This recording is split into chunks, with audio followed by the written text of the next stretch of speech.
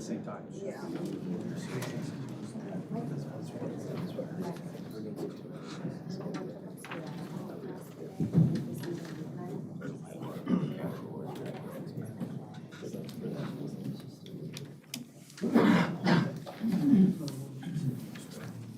Where is this guy? Is this guy right here?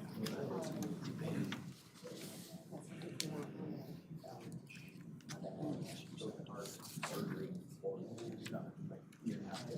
It's weird when it's sit down.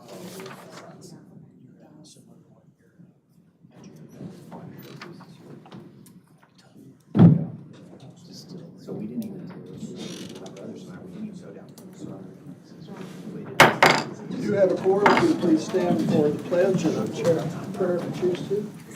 I pledge allegiance to the flag of the United States of America and to the republic for which it stands, one nation, under God, indivisible, with liberty and justice for all.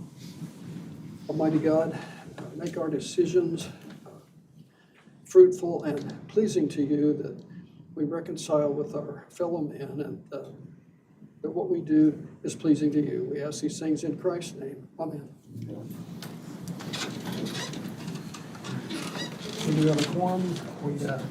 Please sign in out front if you haven't already done so. First item on the agenda is approval of minutes for August 26th. I didn't see any corrections. I'll move to approve as submitted.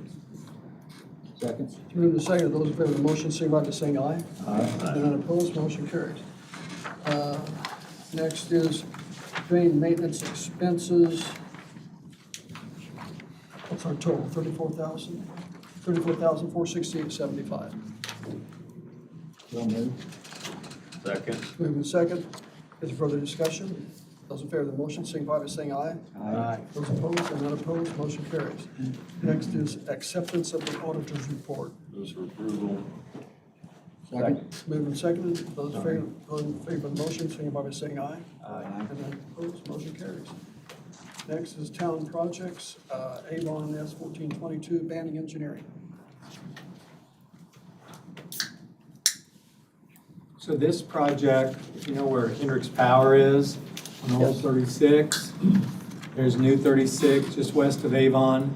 This project is, Easton Gray is right in here. Is this the church? No, this is a development by Banning Engineering. Banning, you have to give your name and Sorry to stole your thunder. No, you're but, fine. I have the plans right here for you. name and address. Austin Lewis, 853 Columbia Road, Plankville, Indiana. You're ready. The reason they're coming here, sorry. Oh, no, you're good. The reason they're coming here, this is in the town of Avon, but this section is outletting to Muirfield right here, which is in the county, and that's a regulated drain. That's why they're here this morning. Okay, this one? Yep.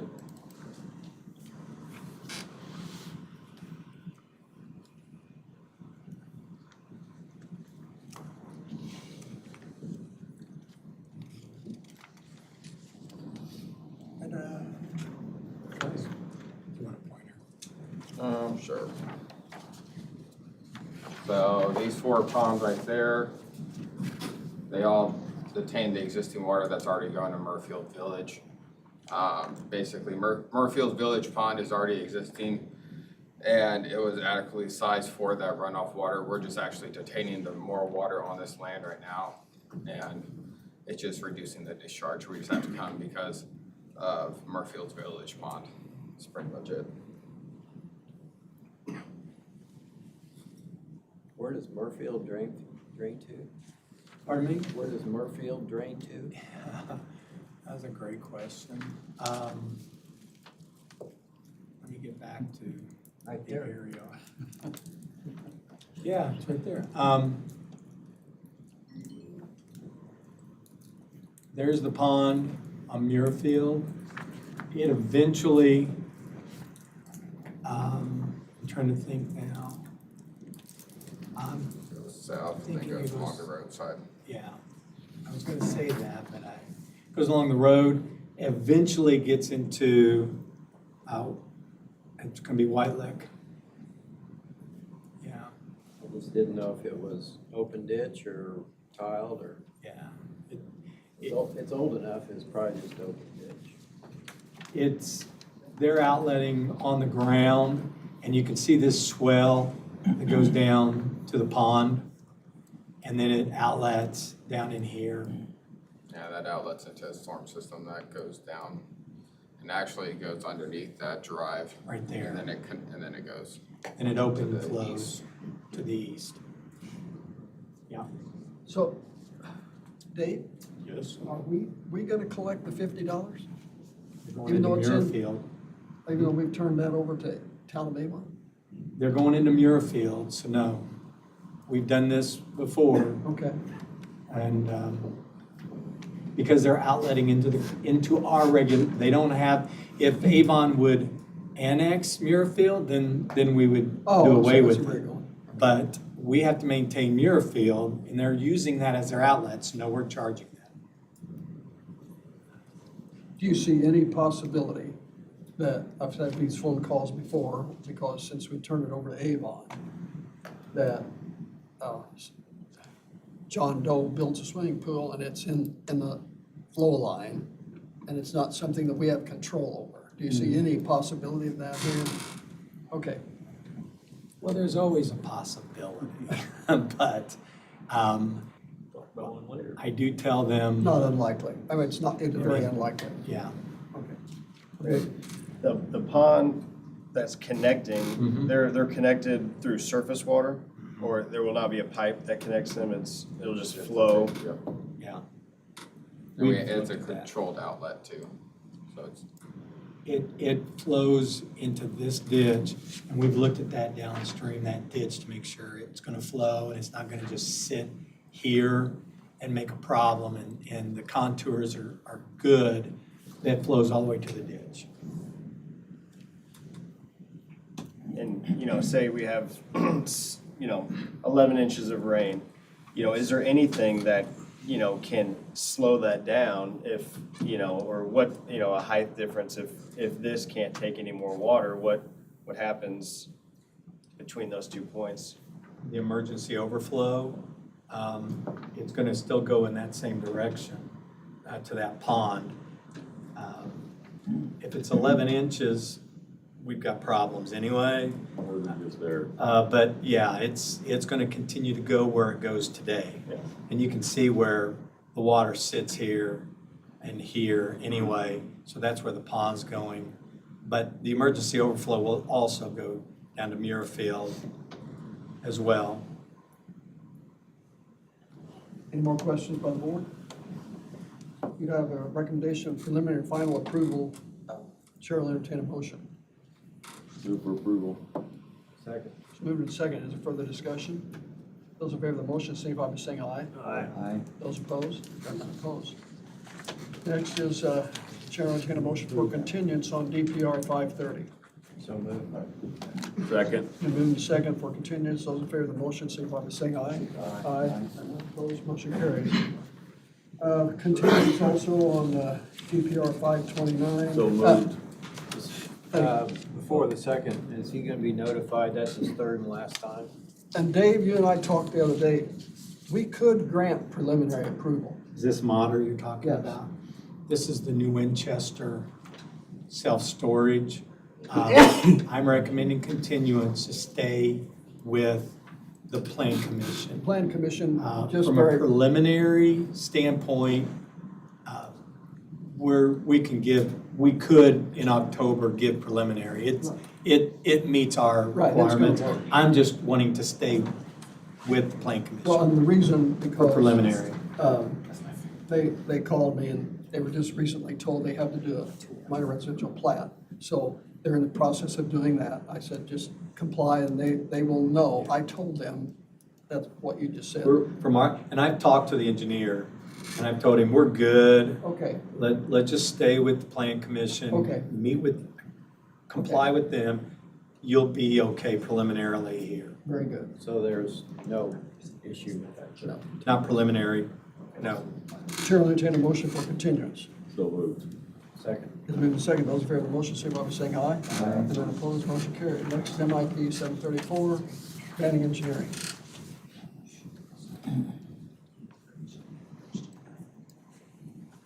This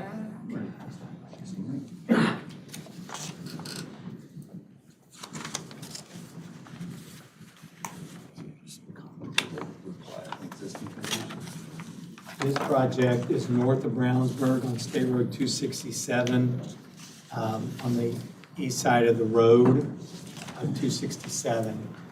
On the east side, okay. Yeah. I'll make this for you, Jenny. Name and address. Yes, Chandler Harden with Bain Engineering, 853 Columbia Road, Suite 101. So here's the county line. So you're only a mile and a half probably down to here. And this outlets into White Lick, which is here. It's not a regulated drain. It is in the county. And they're just wanting to move some lines, adjust some lot lines, basically. Is that right, Chandler? Yes, yeah, this whole process is to center up the lot line on the center line of the drive, and then where it comes off the drive at, it's just to give them adequate outlet to the creek. The kind of a exchange of acreage here. But Joseanne Weber's here as well. She's the landowner, and the whole process is basically to adjust the line so that an ADU can be built in the future just east of the house. Just moving lot lines. And it doesn't outlet to a regulated drain. It goes to White Lick. The board have any questions for the petition? Move for approval. Thank you. Second. Been moved and second. Preliminary and final, I guess. Yes. It's been moved and second. Is there further discussion? Those in favor of the motion, signify by saying aye. Aye. And none opposed, motion carries. Next, MIP 1202, Dale Cruz. Thank you. Thank you. Thank you. Sorry. It's Dale Cruz. Somebody's distracting me. Sorry. Bad. Yeah. Dale Cruz, Cruz Consulting, 7384 Business Center Drive in Avon, and is this the Gamble one? Yeah. Yeah, it's so Gamble. I'm here on behalf of the Gamble family. There's the property he's pointing at. It's on Cartersburg Road. There's Danville, the golf course, Cartersburg Road, that hard bend right there. And I'll squeeze in on it. So the Gambles originally owned this entire parcel. A couple years ago, we did a one-lot MRP right here so they could sell this piece, which they did. Somebody built a house. The Gambles owned this property right here. There's a piece right here that they've had a lot of interest in selling, and people purchasing. So our goal of our replat or our minor plat is to create a parcel here, which leaves a less than 20 acre parcel with where their house is, which means it has to be part of the plat also. So it's a 2-lot plat. One lot is with this existing house with the piece that comes down to the county road, and then the other lot is this piece right here, this wooded ravine area that they have interest in and would like to sell. So it's a 2-lot plat, 1 lot right here, and then the second lot is right here. Turn on contours. The office is recommending preliminary and final approval, and you'll notice there is no regulated drain involved here. Chair will entertain a motion. Move for approval. Moved and second. Is there further discussion? Does anyone have a question? Dave, open that up a little more. Oh, wow. The other way? That way, yeah. Okay, all right, thanks. That's fine. We have a motion and a second. Those in favor of the motion, signify by saying aye. Aye. Those opposed? They're not opposed. Next is MIP 1203, Dale again.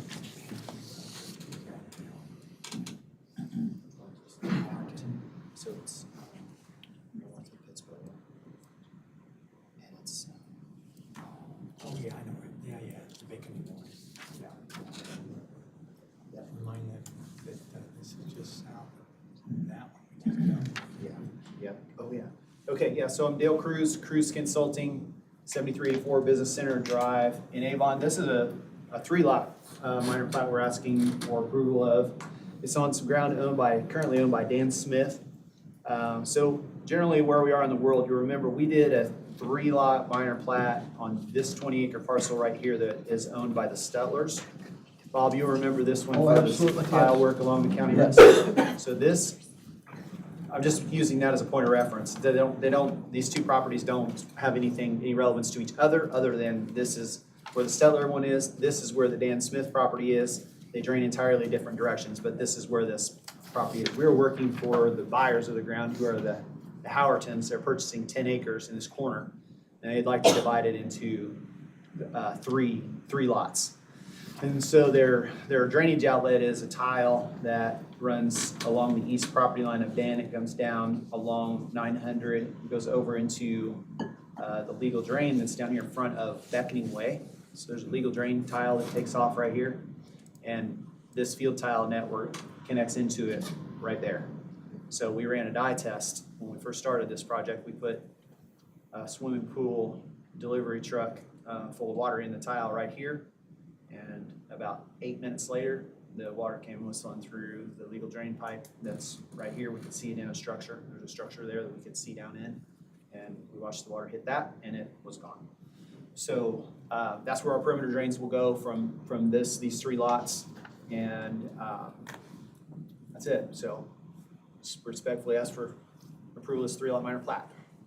What kind of shape, Dave, is that pipe in? Is it have been replaced fairly recently? hasn't it? Yes, the Arbuckle is only Yes. about 2 or 3 years old. Yeah, Okay. it's flowing well. The office is recommending preliminary and final approvals. Board members have any questions? And Which Chair way will those entertain- lots gonna go, Dale? They're gonna run north-south. So the long dimension will be north-south, and then it'll be 3 of them side by side. And he's buying it from Dan Smith? Yeah. So obviously Dan knows all about it, okay. Oh yeah, he knows all about it. Chair will entertain a motion. Move for preliminary and final approval. Second. Been moved and seconded. Is there further discussion? Those in favor of the motion, signify by saying aye. Aye. They're not opposed, motion carries. Thank you. Graham, do you have anything for us? Sir. Dave, you're up.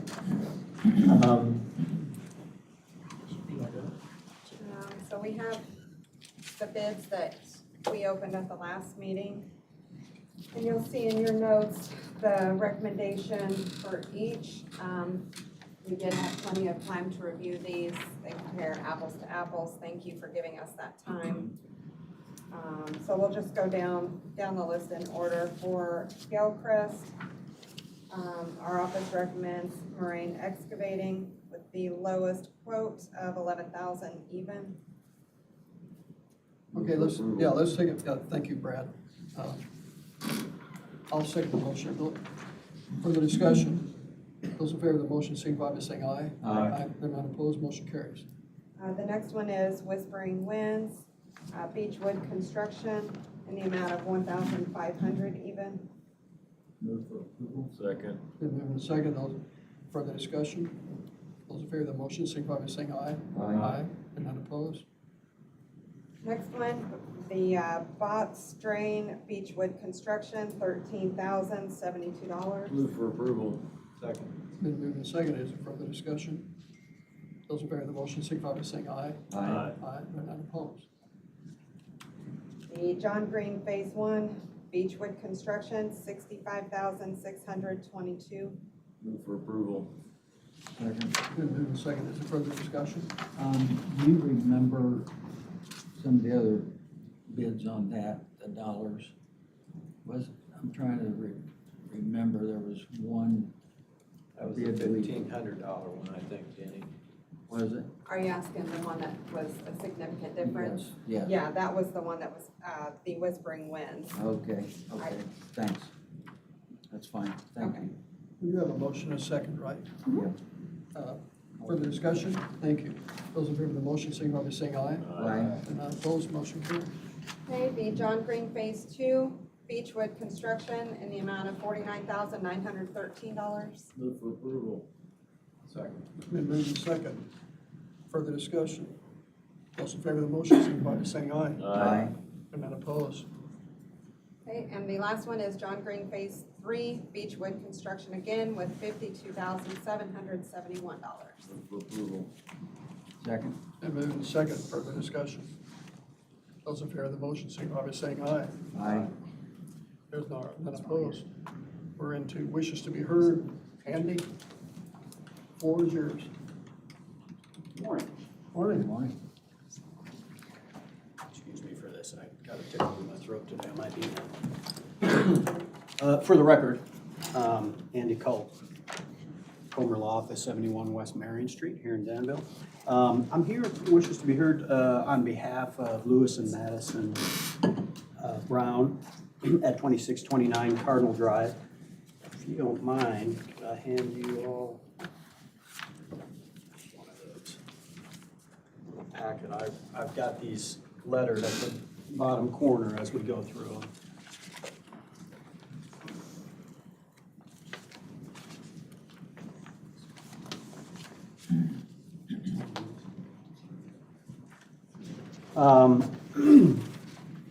So where we're talking, well, that first is the property, but we're talking about a mile south of Pittsboro. I think you guys are familiar with this parcel before I got involved. This is a situation where the Browns sought a permit to install a barn on the property. That permit was denied due to the fact that the entire south part of the property is a drainage easement. They ended up installing the barn. I do have Madison Brown here with me this morning. If you all want to talk about the history here, she's happy to do that. My purpose in being here is to respectfully request that we be able to maintain the barn on the property and to provide you all some justification for that request. I do want to thank Tiffany and Tanya and Graham. First of all, we've had some good discussions on this, and I appreciate their willingness to meet and be cordial through the discussions. Looking at your packet there, that first aerial, just not so you can see the property, you see where the house is, you see where the barn is in the back.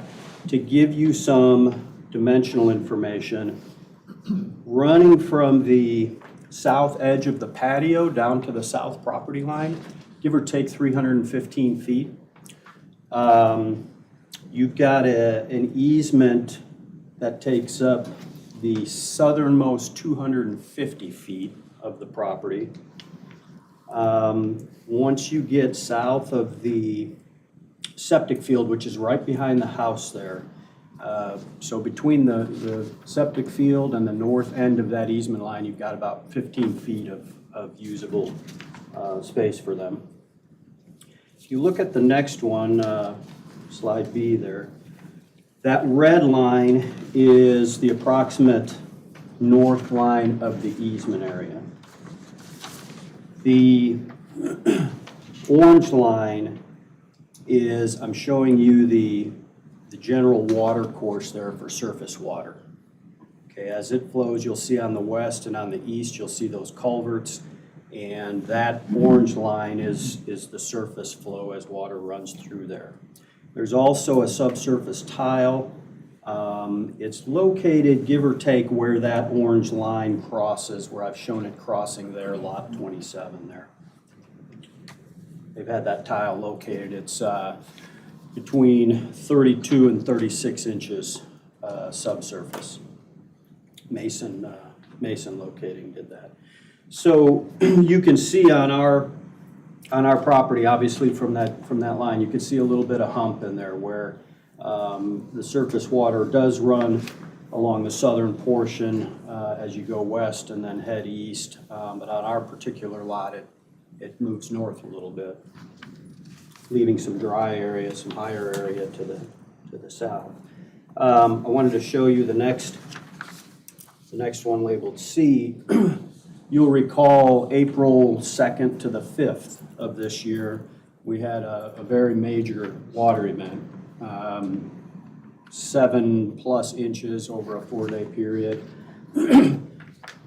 When I look at the tables on that, that puts it anywhere 50 to 100 year event is what I read. The 5th, that was kind of the high point out at their property.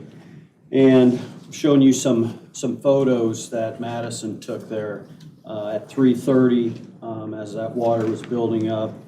And then the next one is an hour later at 4:30. And then there's another one from 5:30. That was about the high point going through their yard.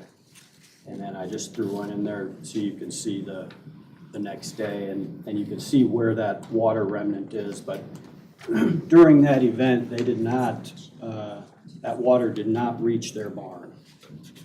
They stayed a decent level above that surface water. That last page I've given you is from the Beacon website showing the contours of the property. Kind of to go along with those photos, and that makes sense what you're seeing in the photos. If you're looking at the contours, right in that water course, you're looking at 925, 926 feet. As you get to the front of the barn, you're at 928, which is more or less the elevation, what is the elevation in their septic area there. You go up to 929 through the barn there, and that's kind of in line with where their patio is up by the house. And then as you go further south, you're into 930, 31, 32. So now you're the elevation that their house is at. So you've got kind of a half pipe for contours on the property. Again, I just point out as you look at those contours coming from the west and then heading east, that does dip down, and it does, there's a lower elevation to our adjacent properties than there is on ours on the southern part of the property. One of the things, and I just point that out because the barn is, in our opinion, it's in an area that's safe to keep it dry. One of the areas in our discussions has obviously been a precedent issue, and we understand that. We've got a 250-foot wide easement here that we're talking about. That's 100 feet wider than a regulated drain easement. That's a wide swath. The water course, again, adjacent to us, it does reach further south, and so that makes sense. On ours, it runs further north and keeps the south part of the lot about the same elevation as where you get up to the house. And so we've got, 100 to 150 feet of very usable area, absent that drainage easement. So with that, I understand the history here. We're asking you all to just give some consideration to what you're seeing with that surface flow and what the nature of the property is, and the fact that we do have area in the south part of our property that's just as high as up by the house, and absent, a consent to be in there, they're basically being told you can't use anything beyond your septic field for the property. So we respectfully ask that you consent. Now I do. I could give it to you, but it's not in finished form. I did put together a hold harmless document, and I mentioned it to Mr. Youngs this morning coming in here, that if this were something that you're willing to entertain, we would be willing to sign a hold harmless in terms of any damage to that barn being in a drainage easement. Of course, it'd be a recorded document, and holding the county and county officials harmless from anything dealing with that. Thanks, Andy. Yeah, thank you. Chair completely understands why building without a permit is offensive to the office holders. But our job as appointed and elected officials is try to resolve issues like this. And that's what you brought up, Andy, the hold harmless agreement, or had they sought a encroachment permit, we might not be having this conversation. So at this point, Chair will open up to any board members to contribute to this. Dave, I got a question. What's our standard right of way either side of the pipe? I thought it was like 75 feet. That's the Indiana code standard, 75 feet on each side of pipe. When this subdivision came in, the developer, and at that time it was probably the county engineer, Walt Reeder, required the 200 feet. And it's been platted like that since the 80s, least. And it's of record. Everybody sees it, knows it. I just wondered, But it is 75 feet on both sides of a pipe, or the 75 feet on each side from top of bank if it's an open ditch.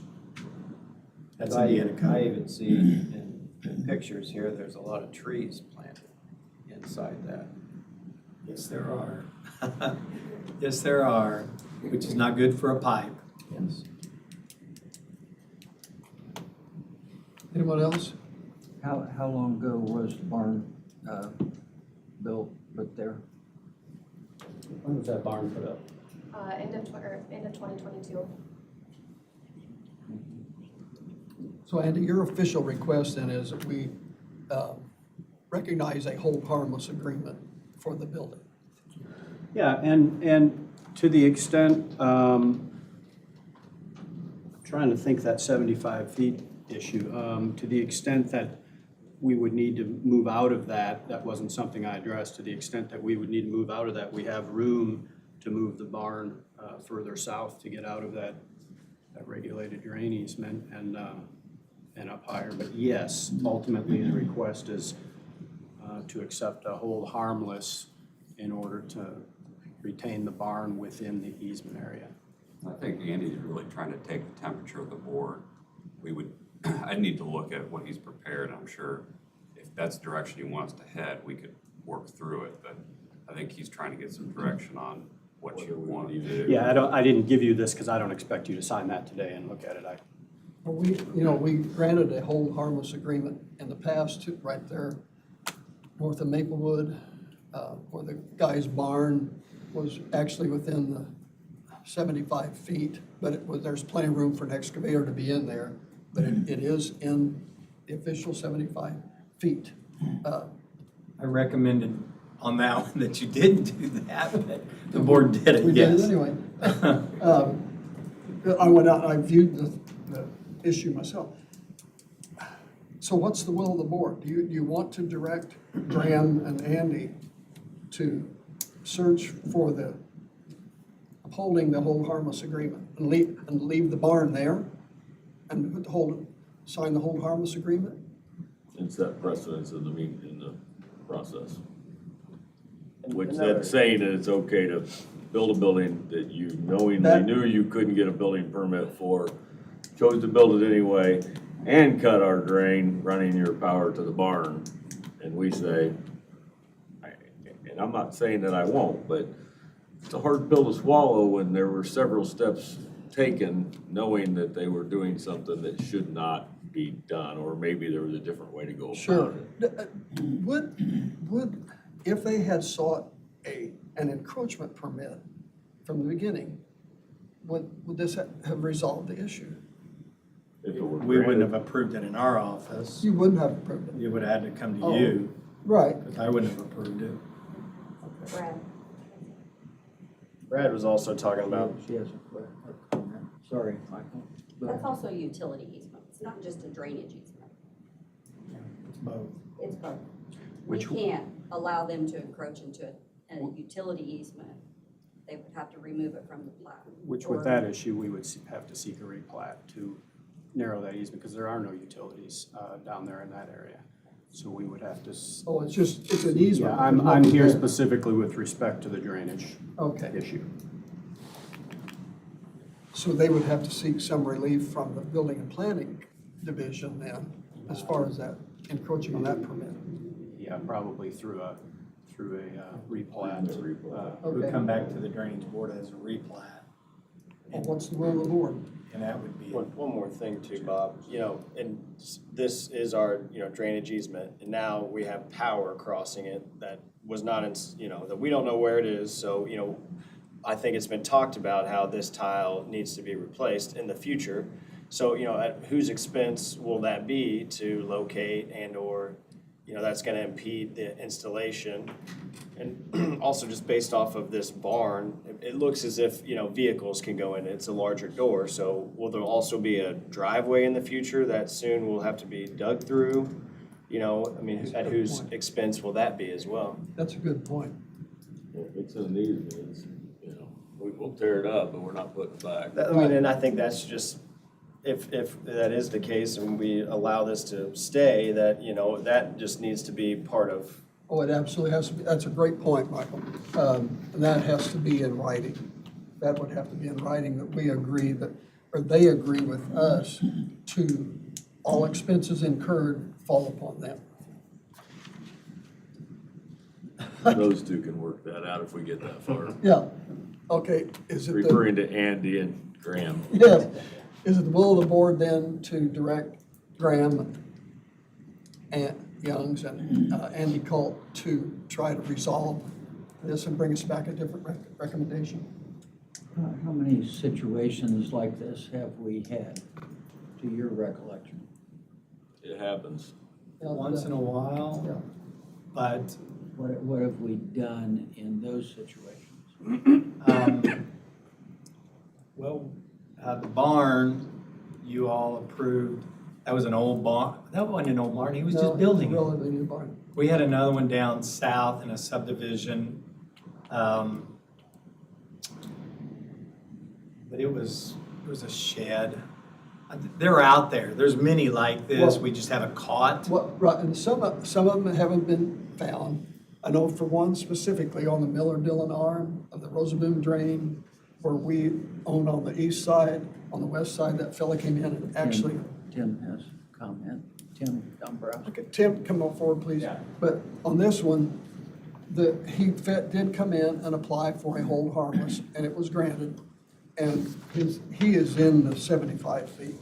But it was granted to him. Tim? I don't know if you saw me there, but not only are there buildings that have been built in violation, this is unique in that they came to us first, but there's also countless buildings that didn't get built because they weren't allowed to be built. So they honored the, Because they honored the the rules. answer, no, it's not a permittable structure.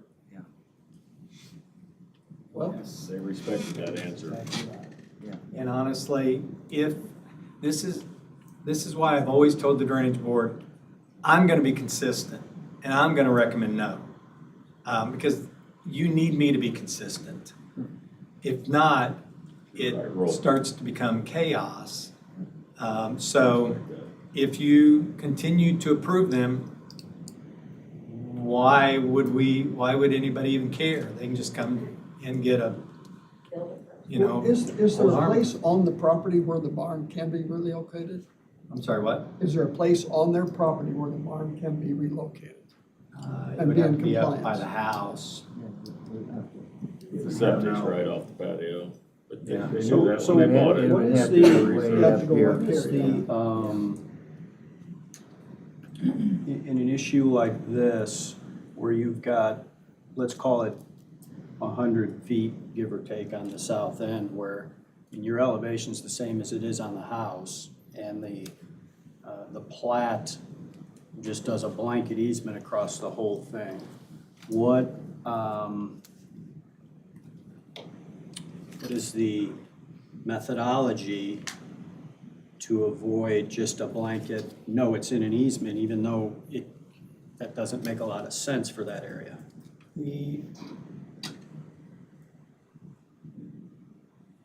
It is an excessive easement. I mean, it is. Yes, they are. You could come back and replat all those lots and make it 150 feet, 75 feet on each side if you wanted to do that. They still would have to cross the easement.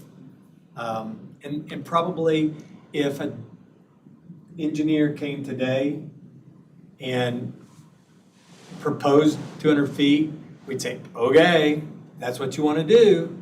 Or they may say, hey, we're going to have this easement. We know that it flows through here. We're going to make this drainage easement just encumber where the 100-year flood is gonna be. And they'll calculate that, and that's where the easement will be. Anything above the 100-year would not be in the easement. That's what I would probably recommend today, if Dale came in and had a new subdivision. I don't know where that would be on this, but that's probably what would happen today instead of a 200-foot swath across the back end, unless the developer just really wanted to make that a drainage and utility easement, and encumber that much of those lots. So, Is there an opportunity with that process? You mentioned replat the whole thing. Obviously, with that course, your easement would have to be variable, but what about bringing through a replat of a particular lot? One lot, it would be, I probably wouldn't recommend because you'd have this 200-foot swath and then it shrinks down in between them. If you wanted to bring all the lots and change it. If the water course on our lot is still encumbered by that easement, what does it matter that it's 200 next to us? Consistency. Yeah, consistency. See, it looks like too that these folks put something here, way up here, these folks way up here as well. And Divided by the planning and building. yeah, that's what I don't I'm know. guessing, but yeah. Maybe, It's a good point. Which, yeah, those lots are a little different, because the water, Yeah, the water's right. almost at the Yeah, southern part. it of their goes property. like this, yeah. no, it looks like the 200 feet is, Yeah, they're inside Out the 200 there. feet. Yeah, is that right? I think it's more than 200 if you look at the plat. It's not listed on the plat. It Look just at the plot shows, plan, Dave. it just shows the, like midway through the lot. Do you have a plot plan? I haven't pulled it up. Yeah, you had the plot plan pulled up. Well, Michael's point may be the most important, because if this happened on 2 or 3 lots in there, it'd be a mess. Because you're trying to replace the tile with all that electrical stuff in there. Certainly not in favor of having somebody tear a structure down, but at the same time, Yeah. building a structure, knowing that it was not a permittable structure, I have a hard time, giving them a pass because they didn't go about it correctly, or they just made a conscious decision Yeah. to do something that clearly wasn't a permittable. And if you look at it, just physically look at it, which I did yesterday, you see, you don't see a problem. But when you look at it from what Michael pointed out, that pipe down through there, I've been out in this area before and we got in, there was a willow tree that was in the easement and it had blocked the drainage and we had to force them to take the willow tree out. And it caused a huge disagreement between neighbors, but we got the tree out of there. But Terry O'Donnell's water has to come through there, has to come through there. So is the will of the board, or is it not the will of the board to direct Graham and Andy to come back with a different resolution and then we vote on it then? Or do you want to finish it off now?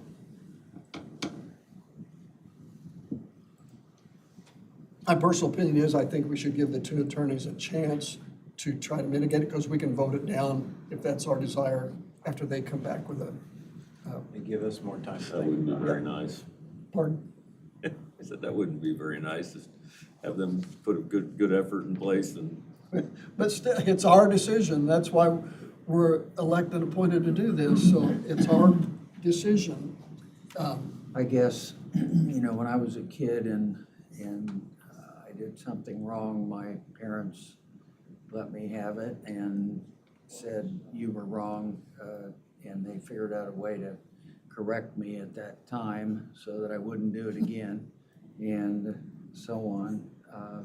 My thought is, it's wrong, and they knew the rule, and they didn't follow the rule, and therefore, unfortunately, and I agree with Brad, I hate to make someone tear something down, but they built it when they knew what the rule was.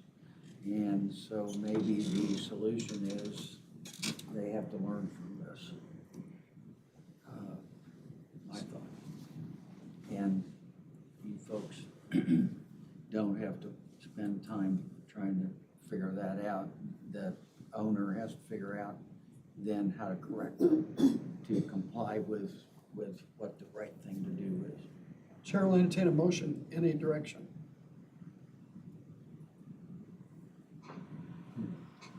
I don't know how to word the motion, but that's kind of what I think. So your motion, Denny, then would be to deny, I guess that's the motion, deny the request. to deny the request.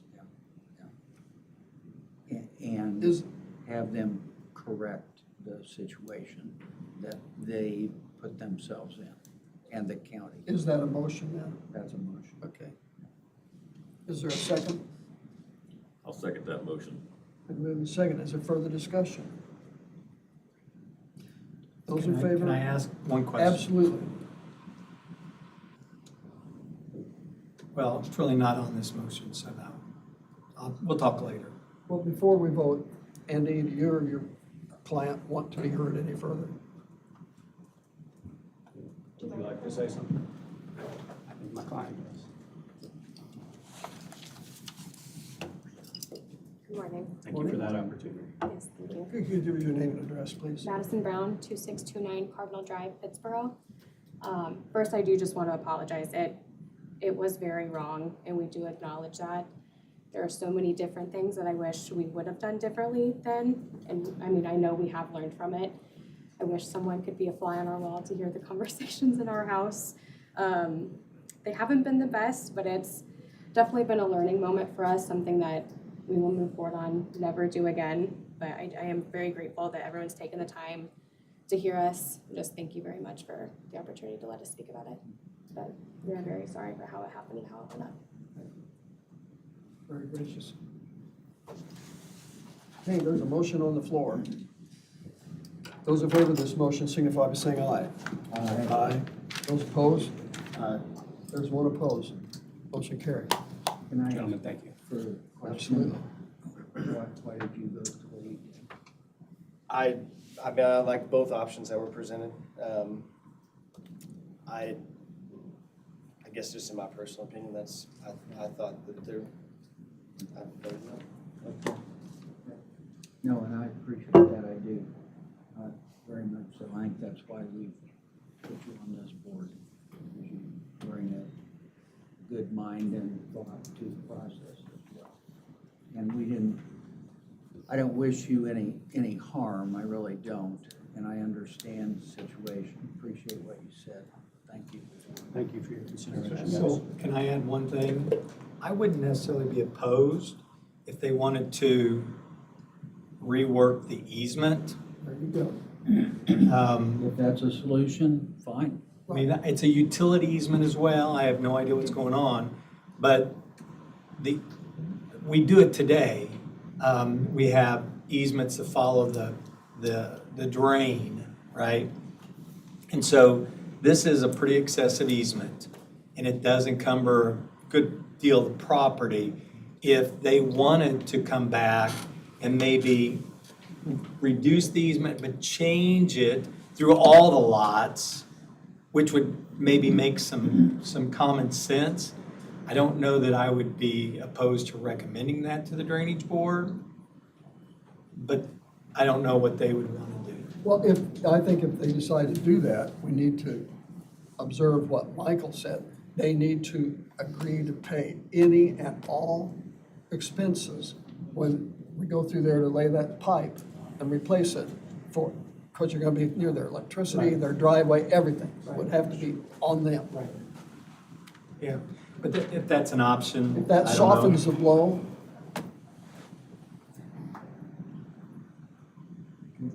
if you'd have to get everybody in there. Would that would be a Dale Cruz type of job, wouldn't it? Paying attention here. It would have to be replatted. Asking for his car. Be replat, and everybody in the subdivision had to sign on. Every lot of it. Well, we've had. So that'll be up They to may them. want to, That'll be but up to them still to need all- decide what they Right, if want they to want to do do. that. Well, we've had issues there That's there an before, option. as you know, David, that are affected. where, Hendricks Power and Oh, yes. the drainage Oh, yes. surveyor's office and the drainage board had opposing Oh, yes. views in there. Together the minds, yes. But it's an option, it's just an option. I'm not saying they should do it, but. And you do the drainage calculations for all those lots to make sure that it could be reduced safely. That's right. Without any harm. That's right. We'd want the easement to at least encumber the 100-year storm area. Yeah. And Dave, I assume your department if these folks wanted to come in, maybe with Andy and sit down and talk with you and talk through some of this and all of the implications, you're willing to do that? Yeah, we can do that.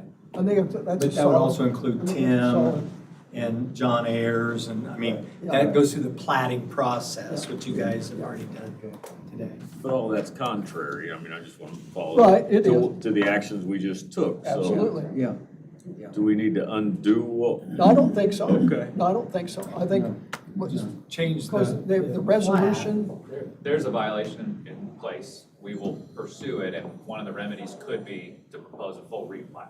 Yeah. And we'll wait to the resolution of that remedy until We've done that before. go forward with the demolition. That's a good point. So they need to communicate with you as well. Absolutely. Tim's probably the first guy they need to Right. talk to. Still have an option. Yeah. are we finished on that? Thank you, Andy. Thank you. Thank you, Tim. Steve, do you have something for us?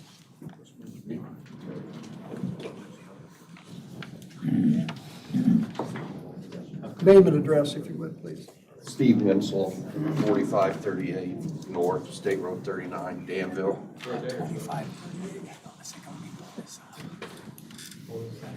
Thank you for 4538 North, State Road 39, Danville.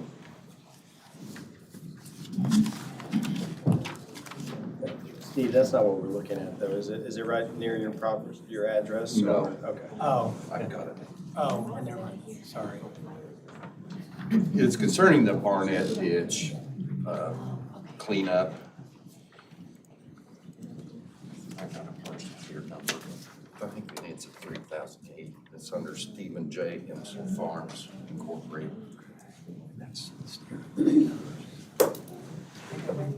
What part of the Barnett are we on, Steve?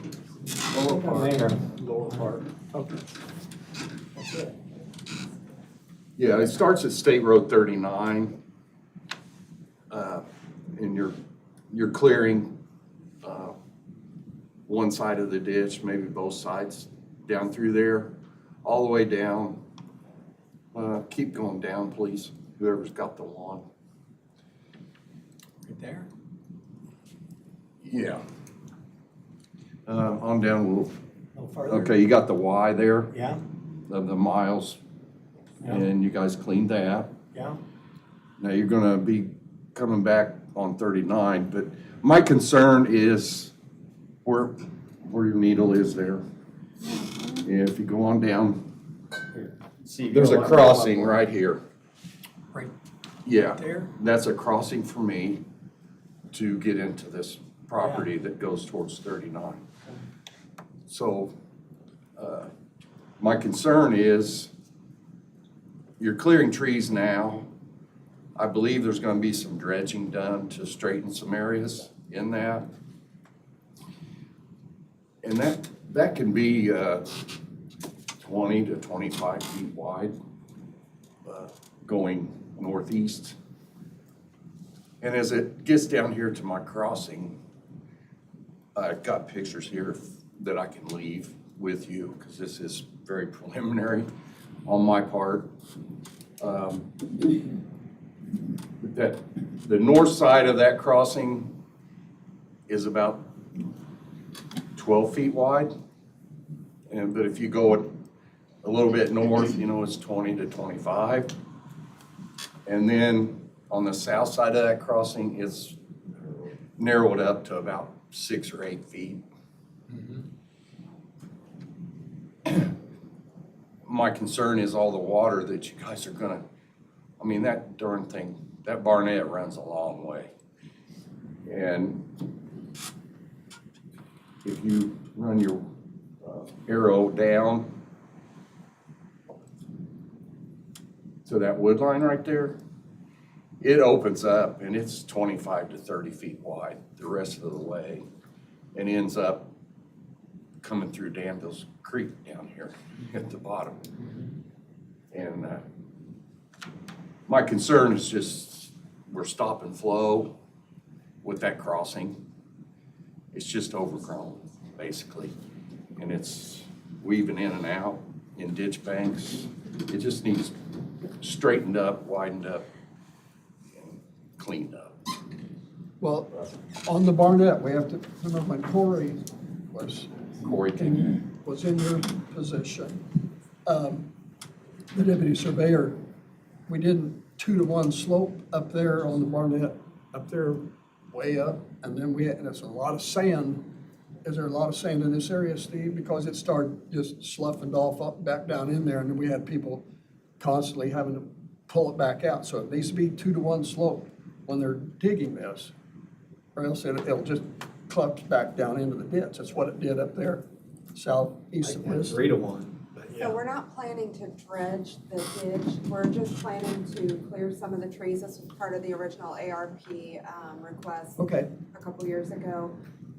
But just dip out some sandbars that are in the area, but not necessarily reshape or anything like that. There may be a couple bends that we need to place some riprap on, just to help with anything that's sloping off now.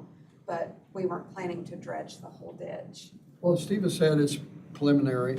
Yeah. Can you three get together and work out something to try to address what Steve's issue is here? Yeah, absolutely. Absolutely. Yeah, and I apologize for just coming in here, but That's what we're here for. That's right. Okay. and it's been looked at before, and I'd like to leave these pictures because Yes, by all means. another function in there is 2 big tiles that feed in for Corey and Clint. Right at that crossing. Right. And it, Sure. it can just cause a lot of problems Yeah, upstream. I think it can be addressed. Oh, yeah, absolutely. I thank you. Sure.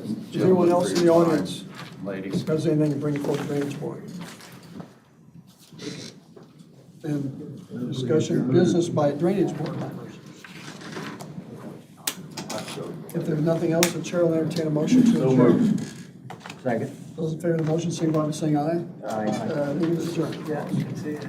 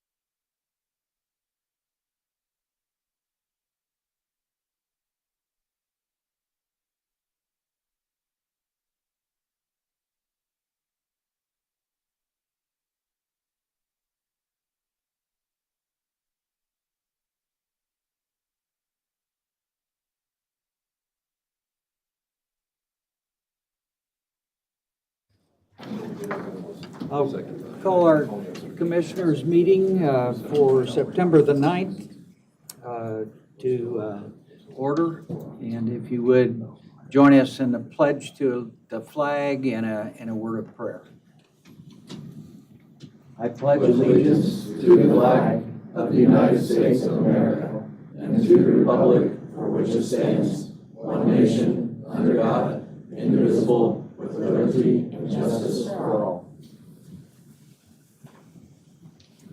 Heavenly Father, we pause right now before our meeting just to thank you for your grace that is given to us. Help us to be men and women that are reasonable in our thoughts and our thinking and our decision making. May we as commissioners represent you well, but also represent the decisions that we make well to the people that live in Hendricks County. Help us to be good servants, we pray. In Christ's name, amen.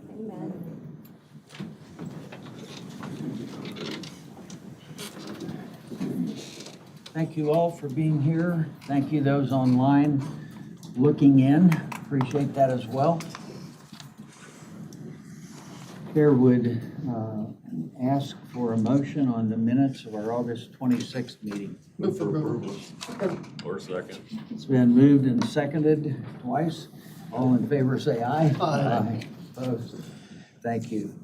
Approval of the claims, we received those. Move for approval. Second. Moved and seconded. Any further discussion? All in favor say aye. Aye. Aye. Opposed? Okay, thank you. Unfinished business, we're going to, do we need a motion to continue that or just take it as continued? Just consent it. Consent to continue. Pardon? Consensus to continue. Consensus to continue the item A, bridge number 39, encroachment consent. We're not ready for that. Sure. All right, we're consenting that. Mr. Jeff Banning, are you ready? I'm ready. If you're ready, we're ready. Welcome to our meeting. Graham, am I ready? So, Please state your name, address, social security number. 316. Jeff Banning, Banning Engineering, 853 Columbia Drive, Suite 101, I believe it is, in Plainfield, Indiana. Yeah, I know. I've only been there 20 years. So here this morning, kind of rehashing a discussion we had about a year ago. And I would be remiss if I didn't say I have Sean Stewart, who is one of the owners of the Hendricks County, or the Heartland Crossing Golf Course in Morgan County, I might add. So if I know two of you and several of the others here in the dais here, I was here before you about a year ago talking about. You were not here, yes. I thought you were singling me out. Yeah, I was singling you out, Brad. Heartland Crossing, of course, was a 3-county development. Got zoning, planning approval in Marion, Morgan, Hendricks County. One of the items that came up was the Hendricks County side of the world. Part of their approval 25 years ago was that this golf course in Morgan County, entirely in golf course in Morgan County, was going to be part of the green space to be able to allow them to get density. You guys have probably seen the minutes of the meeting. I don't know, John, I don't know if you were around when that happened. I know Greg was. What we're trying to do is just follow whatever the rules need to be for us to, we just applied to change the golf course from a 18-hole course to a 9-hole course and have housing in the part of the golf course that is going to be done away with. So we will continue to have a 9-hole golf course, which was different the last time I was here before you. The previous developer, I will just say, probably didn't communicate as well as he could have. That project never moved forward. I was here on their behalf to try to figure out the process. I thought when we left that meeting that Hendricks County wanted nothing to do with Morgan County. But we're here just to clarify that. If we have to go through Hendricks County, so be it. We hope that's not the case. That's what we're here before you this morning, is just to get some clarity on that. So I know I've had some discussions with Tim. I'd had some discussions with Greg. I have not talked to Graham about that. But anyway, that's what we're here for, and I'm just trying to get some direction. So. Thank you, Jeff. Thank you. And thank you for being here as well. Appreciate it. We certainly know and like both the development and the golf course. Kind of hate to see it become a 9-hole instead of an 18-hole, but we understand that. So, commissioners, thoughts, comments, questions for Jeff? I have one question, Mr. President. Does the golf course, the 9-hole course that will be left, does the project depend on that for permeable soil? In other words, you're not going to cover it up ever with asphalt concrete houses? So if that 9-hole course would ever, it's kind of like, here we are 25 years after the fact. Yeah, they would have to go back through this process all over again to change the 9 holes to more housing or whatever that development would be. We would have to go through the entire process again. Because it would impact dramatically the discharge rate. Well, now here again, and as you well know, sitting on the Joint Drainage Board, Christopher Burke is the engineering firm for both counties, and we would have to follow the ordinances of the county. So right now, we've committed to the golf course being there at a minimum of 5 years. We hope that now owner number 7 that has lost money, all 7 owners, that this will allow the course to be viable, which has not occurred for the entire life of Heartland Crossing. So are we discussing the drainage part of this, the golf course, or are we discussing? Nope. Green space. It's so, and if I could, Bob, just to kind of back up, and first of all, I was not involved in the original approval. In the original approval, there was discussion in the minutes, and I was not even there that evening at the Plan Commission or at the Commissioners meeting, but there was discussion that the golf course would be green space or open space. For the entire development. For the entire development. Yes, I remember that. Well, part of, looking back now 25 years after the fact, that golf course, yeah, it's green, it's open space, but it costs money to play on that green open space. It's a business. Not open for you. Right. That business has been not a very productive, almost failing business now since the beginning. What we're proposing to do is to create a 9-hole course that will hopefully be a viable business. There will be a new clubhouse. There will be a snack bar, restaurant. We will take care of that as part of the golf course. The 9 holes we're taking away, we actually are creating 30% open space, green space that will be used and allowed to be used by not only this development, but the entire Heartland Crossing. So we've tried to compromise. We're keeping the 9 holes.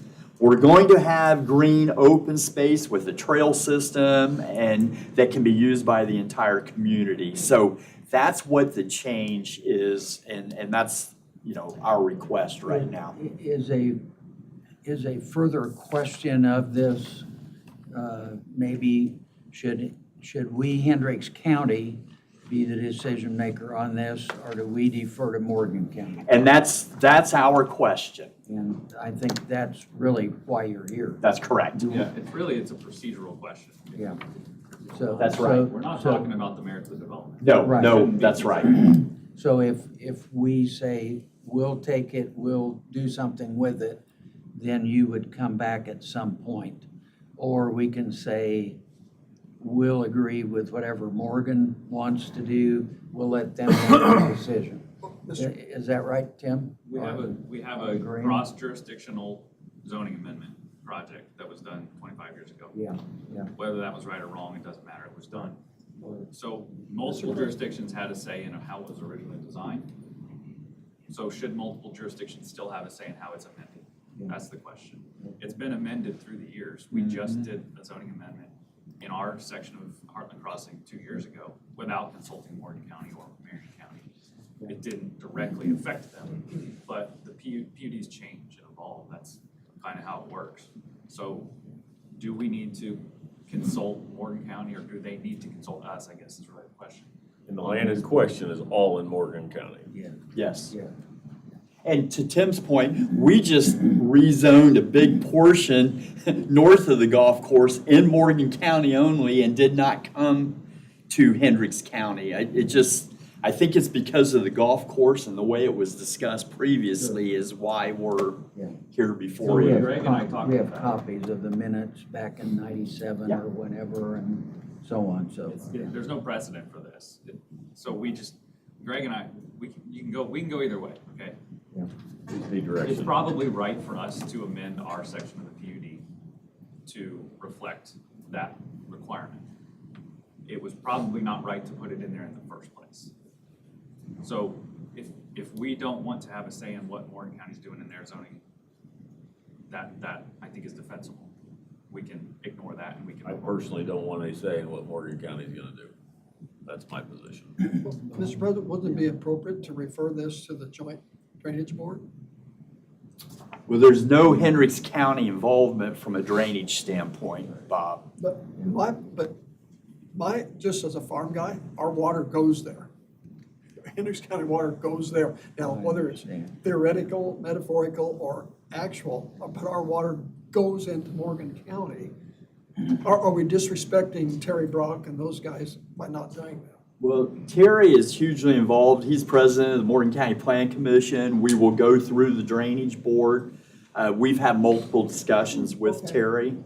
So I don't believe, and I have to think through this, I don't believe any of what we're proposing that any of Hendricks County even drains onto our property. Don't quote me on that. I'm 95% sure that's the case.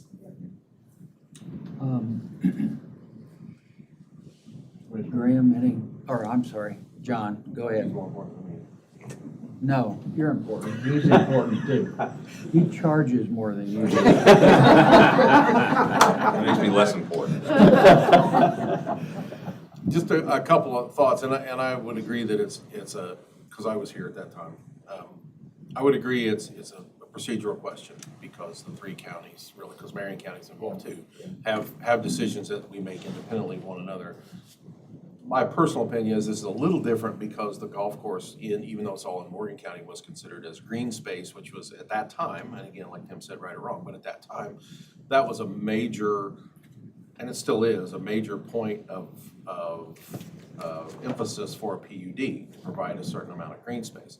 So while you're considering a procedural question, I think the merits, when you get to that part, deciding if you're going to have a role in the decision making or not, or if we need to change our part of the PUD, I think the merits of the development do need to be considered, not just a procedural issue. And I think because it was the whole thing was predicated on the green space for the entire development being this golf course. So how much are you reducing the amount of acreage that's green space? You said you're adding some back in as in the housing component? And I don't want to get too far in the weeds right now because I realize right now it's a procedural question. To me, you're actually making it bigger maybe. So the area we're talking about is about 200 acres. Okay? The portion of the golf course that we're keeping is about 80 acres. So there's about 120 acres that are actually being converted. But of that 120 acres, just so you know, we're adding in 40 acres of common area that really isn't even used in the development today unless you go out and pay to play golf. So essentially we're going from 200 acres to 120. Yeah. You go your 80 acres and 120 back in. Right, and I also need to add in, we're also, there's another 10 acres for a church that's gonna be a part of this, and there's another 1.5 acres for the current maintenance facility that will become now a commercial property as well. So I could. But that's not green space. No, it's not. But I mean, that's space that really isn't being converted to residential. It's, yeah. Just put my opinion out there, I think the merits of the green space and whether or not we believe we still end up with an adequate amount of green space to offset our share of Heartland Crossing, we need to make sure we can say that. In the final I think Tim summarized it well. I mean, both options are defensible. It'd be nice to have a paper trail that tracks what we're doing here from a procedural perspective. But, you know, it is all in Norfolk County, and we have some concerns Done about 28 years enforceability. ago. Okay. If we get to a zoning hearing and have a lot of upset Morgan County residents at the Hendricks County Plan Commission, I don't know why. You know, we're concerned with the facilities that the 350 residents in Hendricks County have. You know, it's admirable to try and make the case that they deserve some open space in Hendricks County, right? Because there currently isn't any. There was none designed with the original development. So we need to be clear during that process that our concerns lie within Hendricks County and not the redevelopment of the golf course in Morgan County. Our concerns lie with the green space available to the residents as a part of the Hendricks County portion. You know, we're not gonna be the choke point for that hearing process. Morgan County needs to make that decision on whether they want to redevelop that golf course. When is it We being shouldn't be considered used by as the- Morgan County? We shouldn't be used as the scapegoat. Do you know when it will go? We filed yesterday with Morgan County. I believe, don't quote me on this, but like October 22nd, there were some conflicts. There was a holiday in there and some of the Plan Commission members couldn't be there, but I believe October 22nd is when we go to, and I can look that up here real quick. That's correct. Is that right? Yes. Yeah.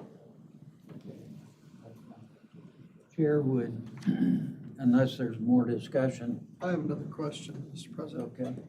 Who ultimately is going to approve this PUD, Hendricks County or Morgan County? Morgan County. Okay. Well, yeah, or if you guys say we have to come back to you, you know, we're just trying to figure out what the procedure is.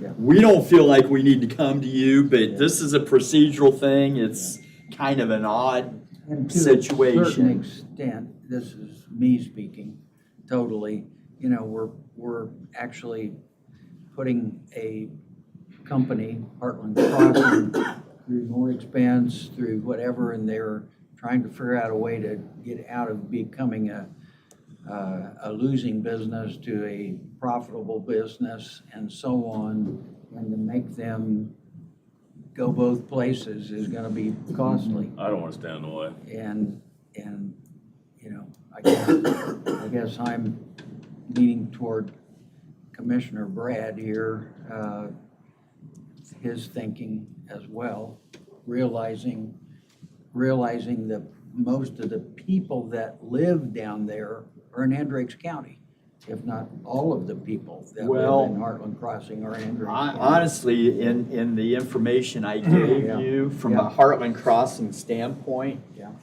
there are 390 residences, single-family residences in Hendricks. I didn't count Okay. apartments up. Okay. There's actually 1,351 in Morgan Okay. and 1,464 in Marion. Okay. But, you know, to John's The bulk point, of it in Hendricks County is the commercial part. yeah, that's right. Yeah.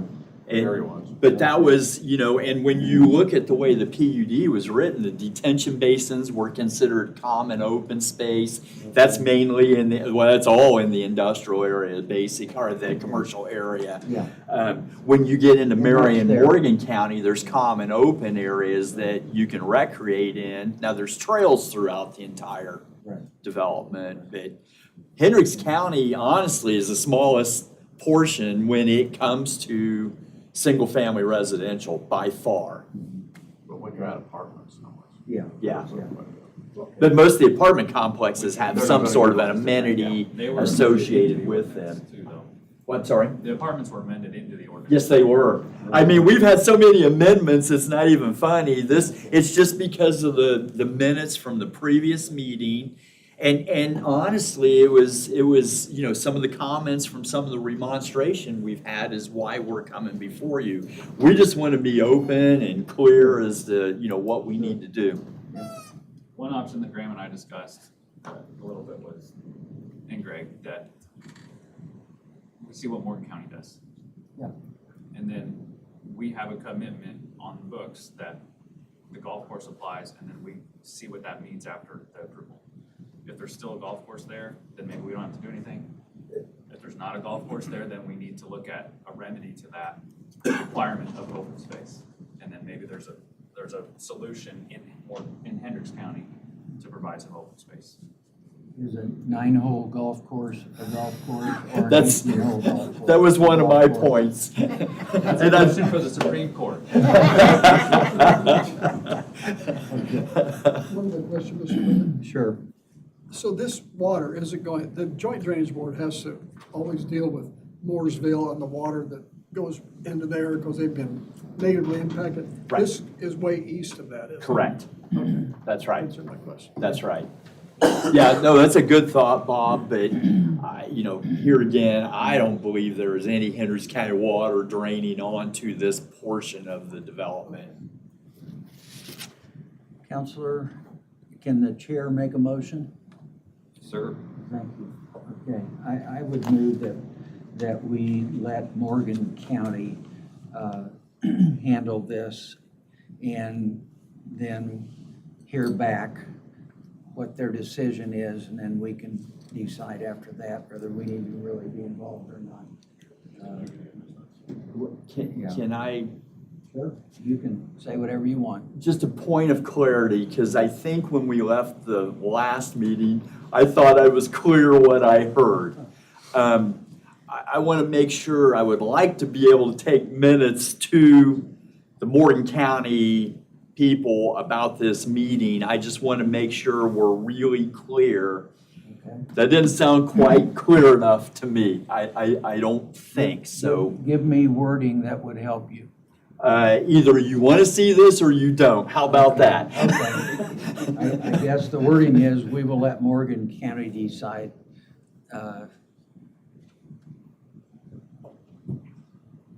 Okay. That would be my motion. I don't think you used the word "we don't." We don't?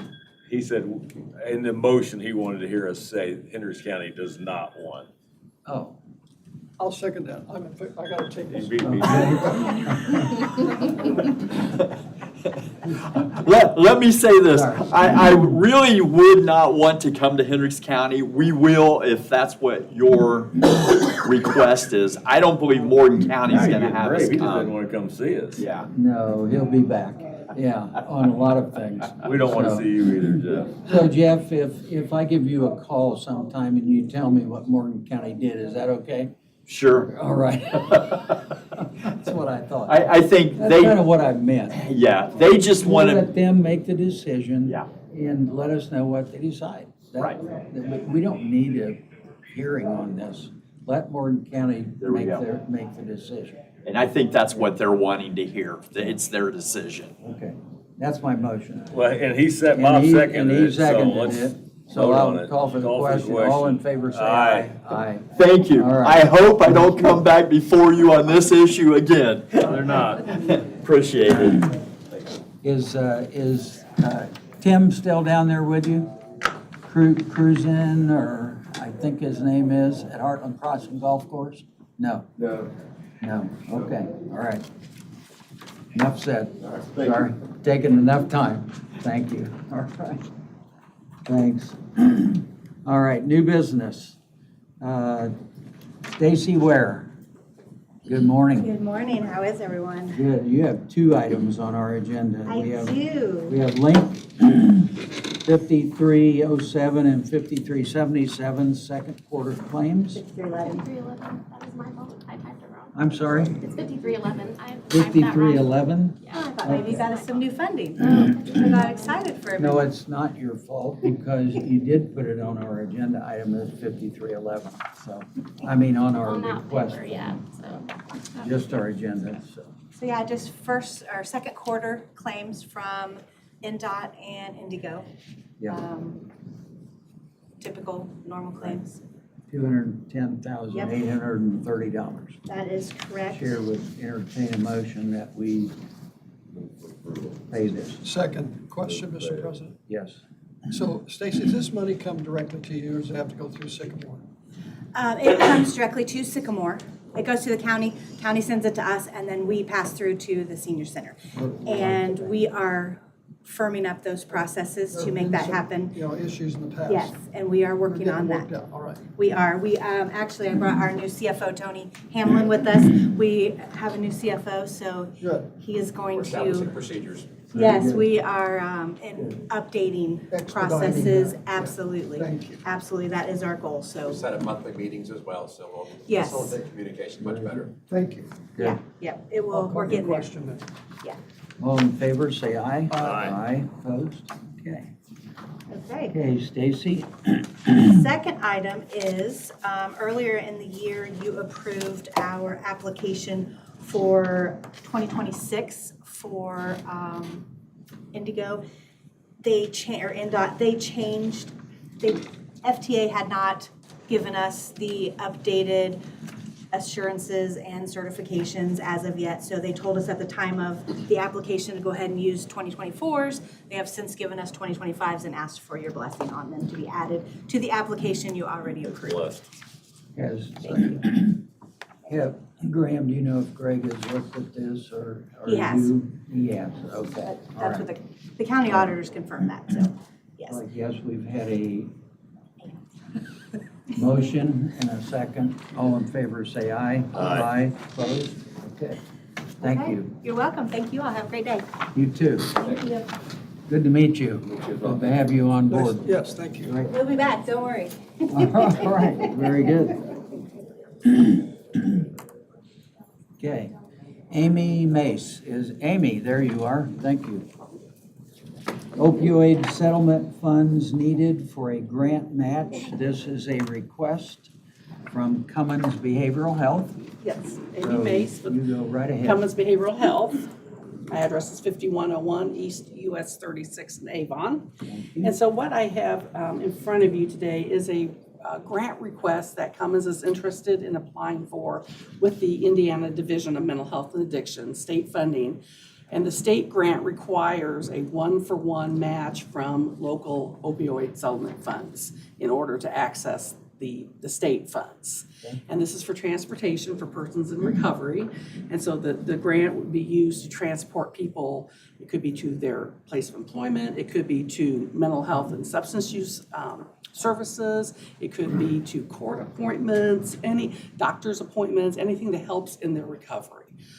So we are coming forward again, this is all based off the state grant requirements, and the state grant is a 2-year program beginning July 1st of 2026. So it's still several months away through June 30th of 2028. And again, the funds have to be committed and not available until July 1 of 2026, but a letter of commitment is needed when I submit the state application on October 6th. I've included a template of the letter of commitment from the local counties. And this is a two-year grant, and what we're, the budget that we have in there is for 2 full-time van drivers, to transport for that 2-year period, in addition to maintenance costs, van insurance, and the leasing of the vehicles. Things like gasoline, et cetera, is not an eligible cost, so Cummins would be picking that up on its own. Mr. President, question. Brad, do we have the authority to grant that money through the county council? Isn't that money in their hands? That opioid settlement money? I'm not sure I'm the right guy to ask that question to. Yeah, that really would probably be a question to the auditor. I will find that out. Do we need to know now, or can we wait until after the meeting? On this one, the way that it worked in the past, the commissioners send a recommendation to the council, and then the council finalizes the funding. So it would have to come from the commissioners first, and then the council would see if they're okay with it as I'll well. move for approval then. Okay, you've moved for approval. Further questions? I have a question. Sure.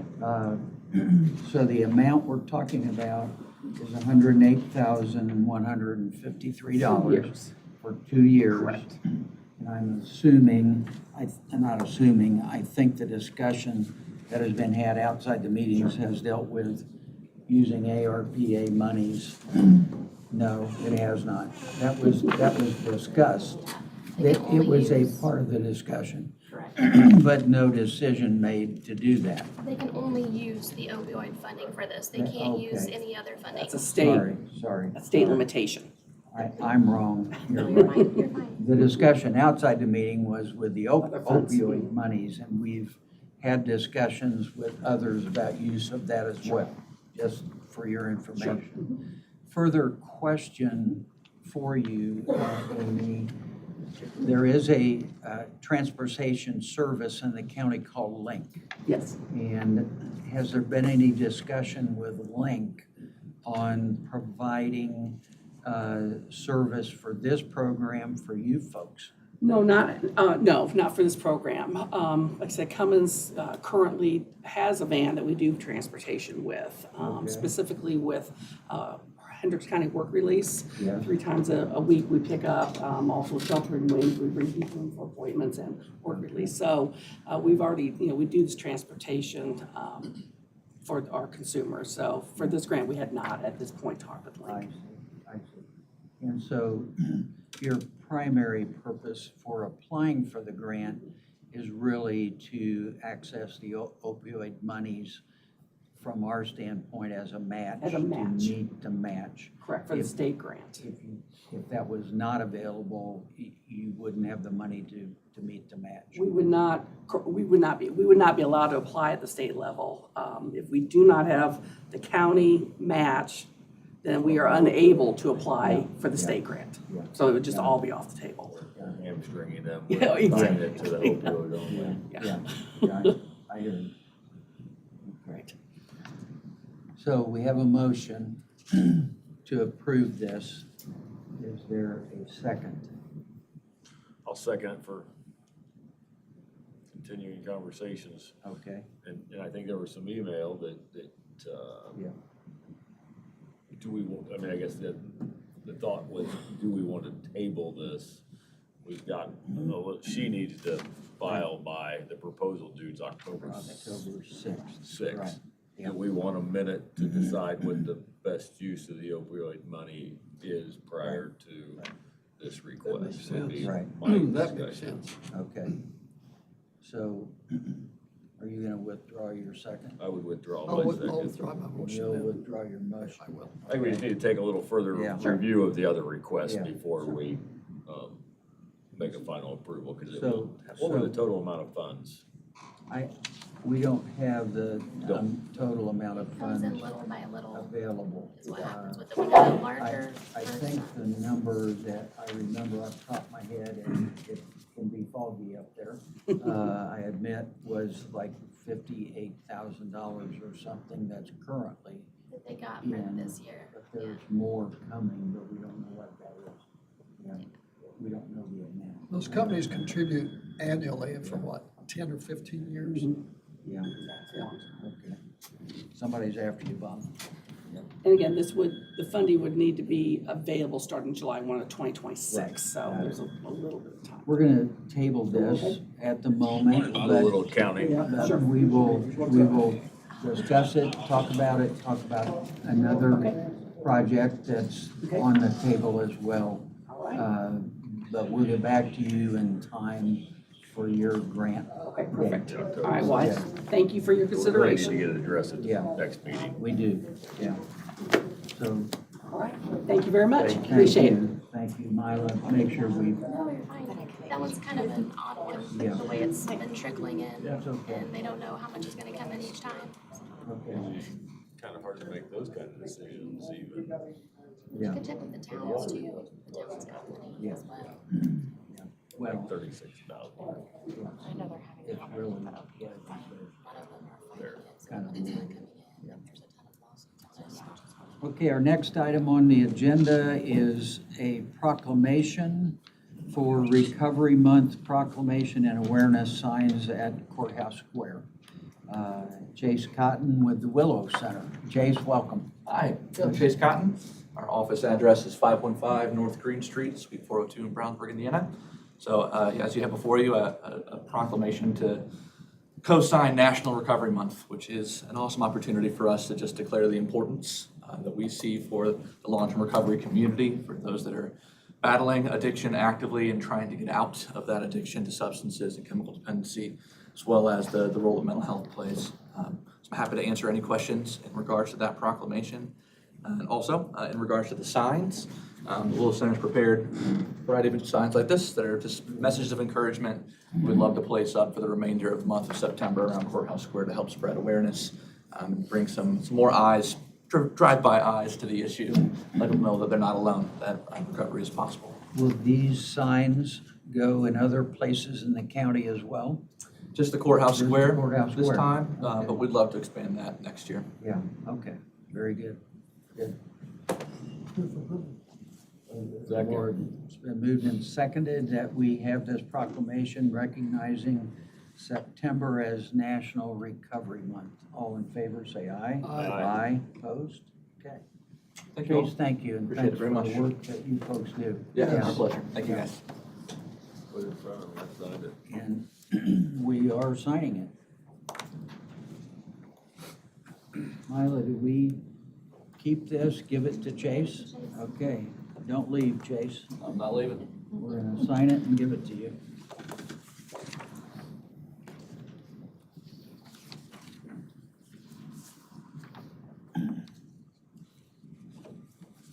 All right. Thanks, Danny. Thank you. Appreciate it very much. You bet. You bet. Great. Thanks. Keep up the good work. Yes, Take care. absolutely. Next item on our agenda is being withdrawn or postponed to our next meeting or sometime later anyway. So we will move to a self-insured update from John Parmalee. John, welcome. How are you? We are good. Good, good. We hope you are. I am. Good. Better than I deserve, probably. All right. So, I sent you over some info, Yeah. sent you that. I'll not go through everything. I'm gonna summarize the summary. So, a few things to look at, a few concerns, a few ideas, a fews, right? So, you kind of got three paths, really, if you want to kind of discuss it. You got a self-insured path and then stay where you're at kind of path, okay? On the self-insured, there's two different ways to go about it. There is the other markets outside of Travelers. Travelers is our current carrier. Okay, so Travelers have, if we go outside, there's Safety National, Munich, QBE, Zurich, a handful of others. They will do a retention of probably a minimum of $250,000 and up for all liability losses. And those carriers will not do physical damage on the day-to-day accidents of the autos, okay? So you would have to go outside, and if you wanted to insure autos from a catastrophic standpoint or something, then you could buy like a blanket policy, if you will, for, fire, vandalism, but it would have your day-to-day accidents, if you will, those would be totally on the county, okay? I have some reservation around that, but I have some opportunity around it too. And you would obviously not pay the premium for that, which is 180 grand. But you're going to have to pay the claims, take the exposure, handle the claims. We're a little bit about Mila on that end. We probably would have to hire an outside adjuster, what we call a desk adjuster, that they would, you take the vehicle to the body shop sends them the pictures and so forth and so on, and they say it's good, bad, or indifferent. So I did go down the path of enterprise. Enterprise has some unusual rules. I'd say unusual, just different ways of doing it. They don't insure anything that has lights and sirens on it. Okay. I totally blame them. And they don't do anything that's bigger than I'm gonna say like a 3,500. They're a little unclear on the weight, vehicle weight, but I'm just gonna say that that's where it's at. And so that is probably 70% of your fleet that they won't insure. So I don't know as if we win a lot there. They also have some restrictions on what's left. You have to lease a certain percentage of vehicles from them for them to provide the physical damage. And the count that they gave me, we were a little light on that, but that may work itself out. So I don't know as if that's a real win.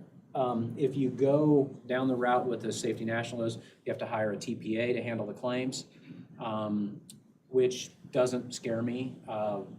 I just went through this process with another municipality. We actually interviewed 5 TPAs. I sit through all 5 interviews. I don't really care to do that again, but I would if we had to. So we picked a TPA, and then you have to set up a loss reserve, and you have to fund that, okay? Go to Travelers. Travelers will offer a higher retention program. They start at 100. Right now, you have, your deductibles are, general liability is $25,000, employee practices is $50,000, management liability is $50,000, law is $50,000. So, and you have 0 on auto liability deductibles, okay? So that's you hit me, cause me damage, Travelers paying first dollar on those. If we go their self-insured retention, they start at $100,000, which to me is probably where you should be, and that's better than $250,000. We don't have to hire a TPA. They have a contract that you have to sign. I've asked for that. I was hoping to have that for today, but as soon as I get it, I'm gonna send it to Greg because I know somebody's gonna want, or whoever's gonna look at it, somebody's gonna wanna look at it. So I'll get that, and then they are gonna do what we call a loss pick, which is the reserve. They're gonna do that. So I'll be able to tell you pretty soon on what that number is. They will offer the physical damage, which is good or bad. I don't know, it depends on which path we decide we wanna go. So property would stay with Travelers. If we went to a Safety National, we'd have to go another route on the property, which is doable. Fully insured, we don't stay anywhere where we're at. Stay exactly as we are. You're probably looking at 7 to 10% rate increase. Okay, which in today's market is pretty good. Not what you want to hear, I get it, but I'm not always going to tell you what you want to hear. I'm going to tell you what it is. So the markets for a county the size of you are limited, especially on a fully insured program. I do have another carrier that I'm talking to that I don't have a lot of detail from. I think maybe they might do it, but they do have a self-insured option, and they're supposed to be getting me their retentions. So I don't have those. So the conversation I had with Travelers yesterday was, I have a questionnaire that I need to finish completing that hopefully will have done by the end of the week, send to them, have indications of where they're at in October, that we can discuss Travelers realm in October. And then we don't renew till the middle of January, and then make a decision. That is fast. And what I sent you, what questions do you have? I've talked way too much. John, it kind of, as I looked through this and tried to extrapolate everything you gave us, which was a lot, thank you, that's your job. We appreciate that. It seemed to me that the goal we thought we had in mind was if we self-insure, we're going to save money, and so on. And maybe we're not there yet. We might be sometime down the road, but at this point in time, if we self-insured, not meaning today, but for next year or maybe the year after, we need to keep looking at this. You recommended having like a smaller group session to answer questions and to look at this a little further with you. Is that what you would like to do until we have more information? So we did one of those meetings, we've done a little bit of follow-up, but we did one of the meetings. The thing that meeting was so good for me is that, what do I not know, right? I mean, I learned a lot about what our philosophy was. I think at this point it is, let me get numbers and let's take a look at them. I think that self-insured, to chase premium savings, while it's important, don't get me wrong, it's more of an attitude of where we want to go from a risk prevention. And that is where we have to mitigate. Yeah. And people give me a hard time, I mean, how much Vegas you got in you? I mean, it is a little bit of Vegas in this deal, right? I mean, you know, how much gamble do we want to take? But it needs to be calculated gamble. We're gonna do an actuarial report that'll show me what the potential losses could be, based off of history. I mean, and that's what we have to run off of. You know, the autos, I mean, 40-some% of those losses are our own fault. You know, we gotta mitigate some of those. You know, there are some things we're not gonna get around. I mean, we're gonna have accidents. I want zero, because that's what I want. But we all want zero. It's probably not gonna happen. I mean, and so we have the right policies and procedures in place, and I think the trainings that we're doing, I think all will help. I am gonna look at, it's not on any of your sheets, I am gonna look at a self-insured option of the workers' comp. Gut is, it doesn't make sense, but I need to see it, and I'll share that with you. If you go on the workers' comp, you would have to take the first $500,000 of all the losses. So, that's a large number. It is, but that probably doesn't scare me as much as some of the others. So, but I need to see it, and because the work comp has grown and it's not going to shrink. I mean, we're going to have more payroll, and that's, you know, that number somewhere we're going to have a cross, and you can do one and not the other. You know, you don't have to do both, and so I think right now the best option is to really get a firm number out of Travelers and take those liability retentions up, and then work on the autos. Just a lot of exposure there from all the vehicles. We got a lot of them. You know, and we've spent some money fixing them. And my numbers here, Milo and I've talked a little bit about this, but my numbers here only show two things I'll tell you. On the auto physical damage, they only show the claims that have made it to the insurance carrier. So if you've paid any of those in-house, I don't know anything about those, okay? And then there is also a recent accident on a Tahoe. I think that one's, maybe it's been settled. Okay. It's probably not your numbers It's yet. not in my numbers. I don't have a total number on that, so that's not in there. Right. Disclosure. Okay. We don't have to make a decision today. No. Any further questions for John or comments or? Todd, I'll put you on the spot. Do you have anything you want to say with this? No, I think I would agree with you. I don't think we're at the self-insured spot yet. The reward's not great enough for the risk. Well, Milo and I have talked about increasing deductibles may be our best move right now. Because what John doesn't know, what he was talking about is we do pay for a lot of accidents that never hit the insurance company. Cover your ears, John. I've heard worse, probably today. And I would say, you know, we don't want you to, the word waste is maybe not the right word, but waste a lot of your time either. If we're not going down this road, but you are our insurance agent, representative, and so you need to look out for us all the time. And we have to go down the road, I think. I mean, you know, as you know, you don't know if you have like a chocolate chip boogie, do you have one type of a deal? We don't know what we have till we have it, and so I think we need to I think we have to go down the road, even if it's nothing more than a preparation for 28, 29, 27. I don't know the year, right? But we have to know where we're at. Did you say chocolate chip cookie? I heard that too. devil's candy. Yes. John, if we today just said, okay, we're gonna self-insure across the board, and there's a catastrophic accident, and it's beyond our ability to pay, would we be obliged then to bond, sell we'll- bonds to pay that claim? So self-insured's a little bit of a misleading term. You will have some sort of retention. So you will be on the hook for some dollar amount, 100 grand, 250, 350, 5, whatever the number ends up being. Above that, then you would buy insurance for that. And then there's tort protections. It's not any different on like a house deductible. You insure a house for 100 grand, you can have a $1,000 deductible, $5,000 deductible, or $10,000 deductible.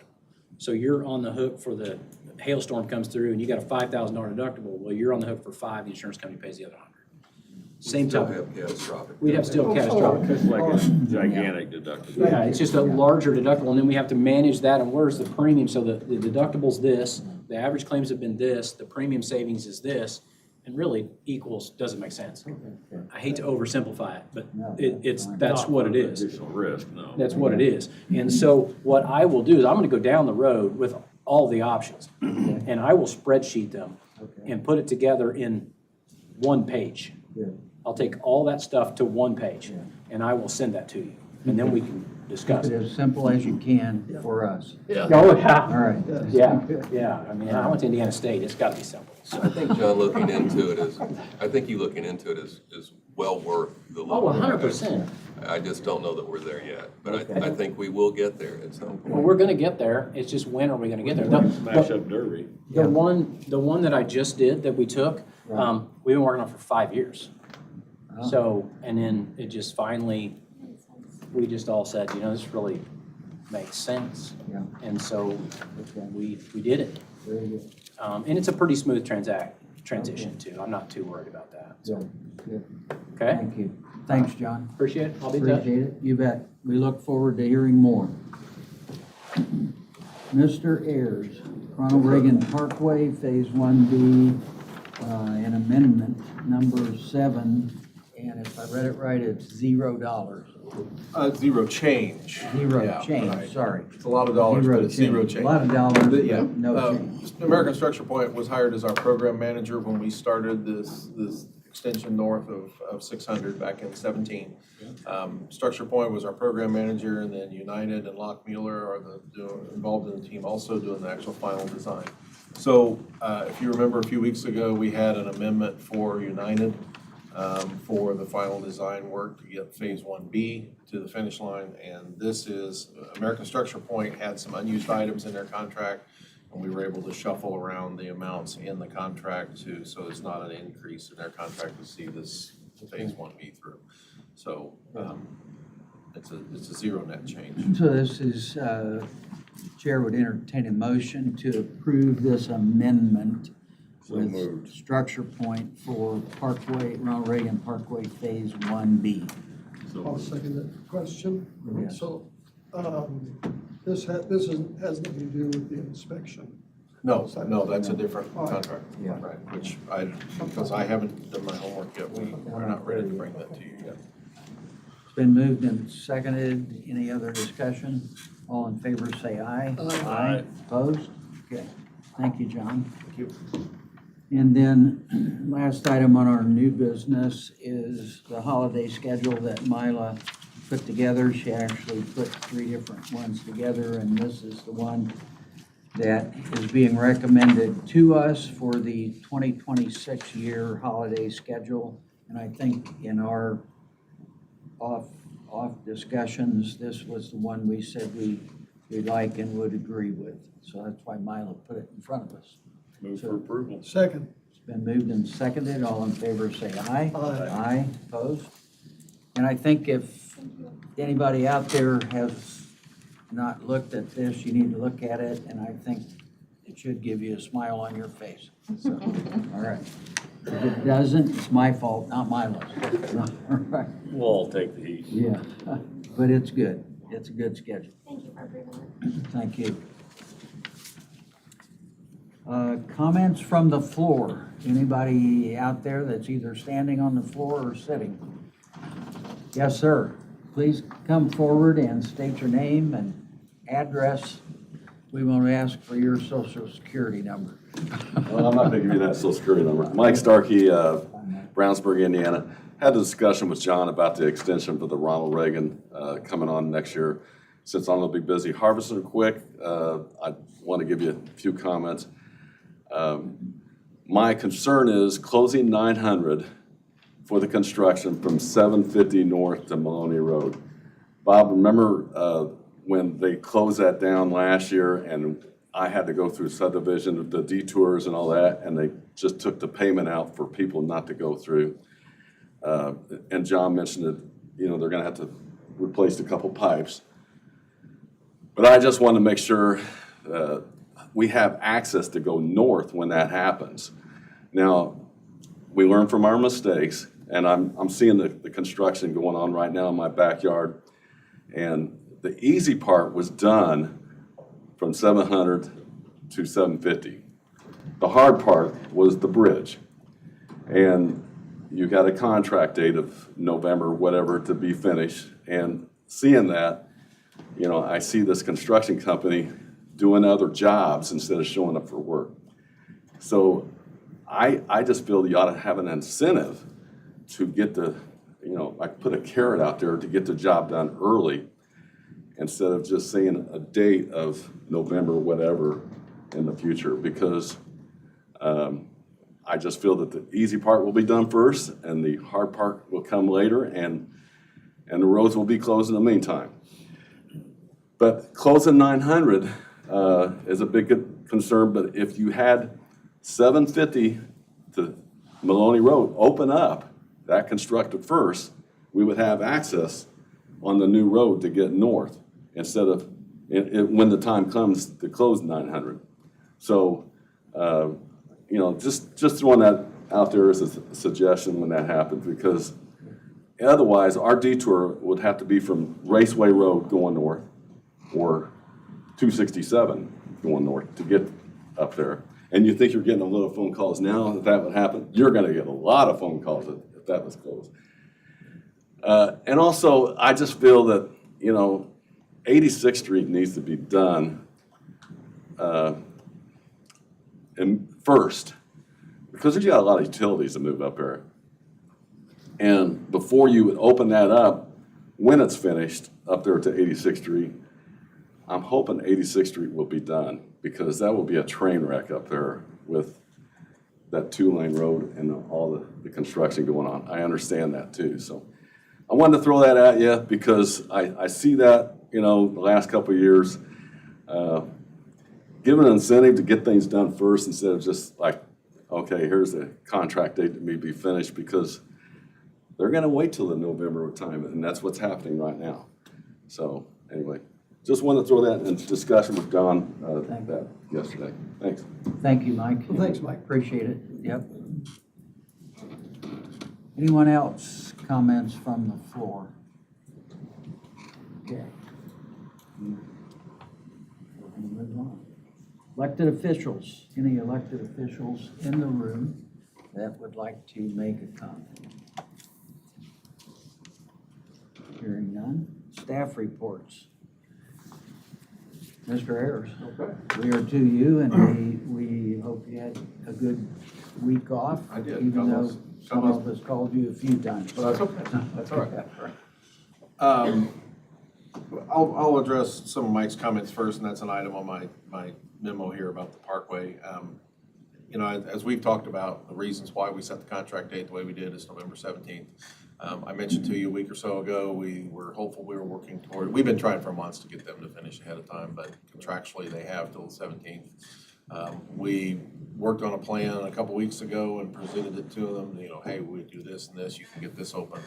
And they're pretty much completely non-receptive. So we don't have any carrots, as Mike said, to force them to finish early. So at this point, if we get done a few weeks early, we'll be doing good. I have made it clear. We are not going to entertain any requests for time additions or any kind of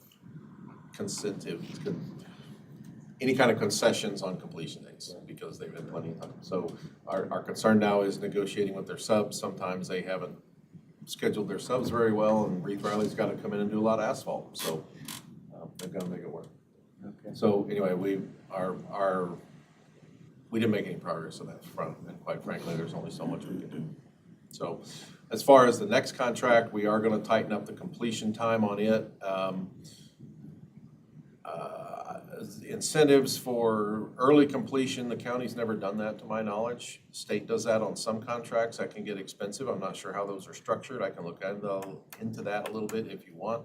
My opinion is the better route is to just tighten up the completion timeframe. But we can look into incentives if you wanna look at, if you wanna. Wouldn't be opposed to it, but I'm not either. at the same time, you gotta make sure you're not putting a too attainable carrot out in front of them Right. and, you end up just with some. I'll look into that a little bit and see what's involved in Bonus, trying to offer but- that up. Traffic control up there, like I told Mike yesterday, there are gonna be certain times we're gonna have to have 900 closed. We'll work on our maintenance of traffic plan to see if there's times that if we can restrict the closure times on that. One of the issues may be though, if the contractor is going to be using fill from the detention ponds on the east side of 900, and getting it to the road on the west side, he's gonna be using a lot of haul trucks, at least crossing 900, if not following 900, so it may be difficult to schedule that, but we'll try to see if there's things we can do up front on the maintenance of traffic plan to force limited closures, and then work with the contractor. That's all I can promise right now. I can't promise it's not gonna be closed. So. John, I think one of the things that maybe we've learned with the current situation, a lot of the discussion up front with whoever's selected as the contractor when we get there, make sure that there's discussion with them about all of that, so they understand the citizens' concerns, the farmers' concerns, Right. so on, so that we, I guess we don't end up in a situation like we have with And- this. And we will do that. Ultimately, it comes back to the contract language though. And that's what happened here. You know, they've been telling us, oh, we can get done early, but then when they had other projects come along that might have different pay levels or completion times, they had the ability in the contract to put our completion off. And so ultimately, it's gonna come down to contract language. Part of what upset or what bothers me with it is I would think they would look at it as if I can just get this done, number one, it'll be complete. I'll have all my staff that I can use to go somewhere else. Yep. I don't have to come back to Brownsburg to do this. And I can submit my invoice for final payment or whatever and get paid. Right. And that makes sense to me, but It does, apparently not it does to them. us too, and I don't Yeah. pretend to understand the day-to-day workings of a large contractor like that, but Right. I see no advantage in doing it the way they've done, the Yeah. way they've allocated the resources and Labor their people. Yep. Maybe, Yep. yeah, maybe. Okay. But the way they move their Well, yeah. resources, their equipment around and their crews around makes Yeah. no sense. Skilled labor. But again, get that done, you've got them on something else. So anyway, So we will try to work on the maintenance of traffic plan to keep 900 open for part of the time. We'll see what we can do there. John, by the way, John actually had hair before all of this. Before the Parkway started. And, I did. Yeah, and, now he doesn't. Mike right then, he might have done Poor guy. Well, Mr. President? Yes. All jokes aside, Yeah. when I was on the school board in Northwest Hendricks, I was involved in some of these where we did try to give incentive. It's not bad, but it's kind of expensive. But one thing I think that doesn't cost any money, and I don't know whether they'll hold all their contracts very close to this, is that how many other jobs will you have going on at the same time? Because as Brad said, it's a shortage of labor, shortage of skilled labor. If you can have any way of pinning them down, but it won't preclude them from bidding on some things after that. That's tough to do. In a bidding, a government low bid situation, that's tough to do. Okay. I've talked to Greg Garitas's people about timing on this, and it looks like, and trying to balance our people being able to get the design done, and being able for Greg to be in a position to issue bonds before Thanksgiving. It looks like a bid date of 11/12 is what we're looking at. Yeah. We're gonna shoot for. Fine. So right now, that's tentatively what we're trying to get to. Next item I want to talk about is a proposal. I'm not asking you to sign anything today, but it's a program that we would like to purchase The sheriff and myself and Kurt have been talking to these folks for some time. I've got 4 copies here. It's a program called Urban SDK, and what they do is they do traffic counts on our roads, and they collect data using GPS telemetry, I guess, from all cars that are connected using GPS, which is an ever-increasing percentage every day. And they use that data from third-party sources. And I'd hope to have the guy here today, but he's in Jacksonville, Florida, and so I misspoke in my memo when I said I thought he was gonna be here. That's fine. So if we have more questions for him before we get to the contract, we can get him in on a conference call or something. But anyway, they collect data from third parties on the GPS telemetry data on cars, and they can provide us with counts, traffic counts. They can provide us with speeds. They can provide us with speed data. They can group it, 85th percentile speeds, and they can analyze all that data. The way we do it now, currently, I have a guy in my office that every 2 years goes out and counts traffic on every road in the county. And that takes him the better part of 6 to 9 months. And that's how we've always done it. And it's good data. And that way we have it. And it's actually better in a lot of counties. They don't have that kind of data available. And we use that quite a bit. If we go with this, that would pretty much eliminate that need. Because they update count data once a year, but they update speed data daily with a 1-week delay, basically. So I could look at last Tuesday's data today at any given spot in the county road network. We've cross-checked it with our counts that we have and with count information that NDOT has. They sent us some sample data from May and June, I think. And we played around with it quite a bit, and it's coming out pretty close to the data we collect. And obviously for spot, like intersections and things like that, where we have specific locations we want to study, we would still go out and do counts at that location and collect data there. But I mean, the sheriff has used it just in the time that we've had this data. I've used it to answer some questions on volumes. The sheriff's used it to look at, you get complaints about speeding in certain areas that you can look and say, well, our 85th percentile speed on the day you're complaining about was 20 miles under what you said it was. And it's very beneficial. It'll be make our operations a lot more efficient from a highway and engineering standpoint. I think it gives the sheriff a lot more data, more recent data that he can look at instead of relying on sometimes, I have to rely on 2-year-old traffic volumes that may or may not be different. And I think it's a really good program. And we've talked to him about cost. We've negotiated down quite a bit. There's 3 pages here. One is the agreement they're proposing to us, or 2 sections. And then there's some pages at the back that kind of give you some other things, some other information about the program. And they have other bells and whistles you can add to it, or the ways you can manipulate the data they give you. You can break it down into classifications, weight classifications, speed ranges, things like that. You can also go in and update their data. If we do a spot check or take a count somewhere, we can feed that back to them and they can update their data with that. There's ways to tie in accident reports and things like that that will make it a lot easier for us to do traffic studies and look at intersections, investigate complaints, investigate problems, construction detours, what's that doing to our speeds, volumes, things like that. We've negotiated some prices with them quite a bit. You can kind of read there on about the second page of what I gave you. Right. If you just do a 1-year agreement, it's $25,725. A 3-year agreement is $23,152 a year. That's per year. Per year. If you do it upfront, it's $21,166 per year for a total of $63,500.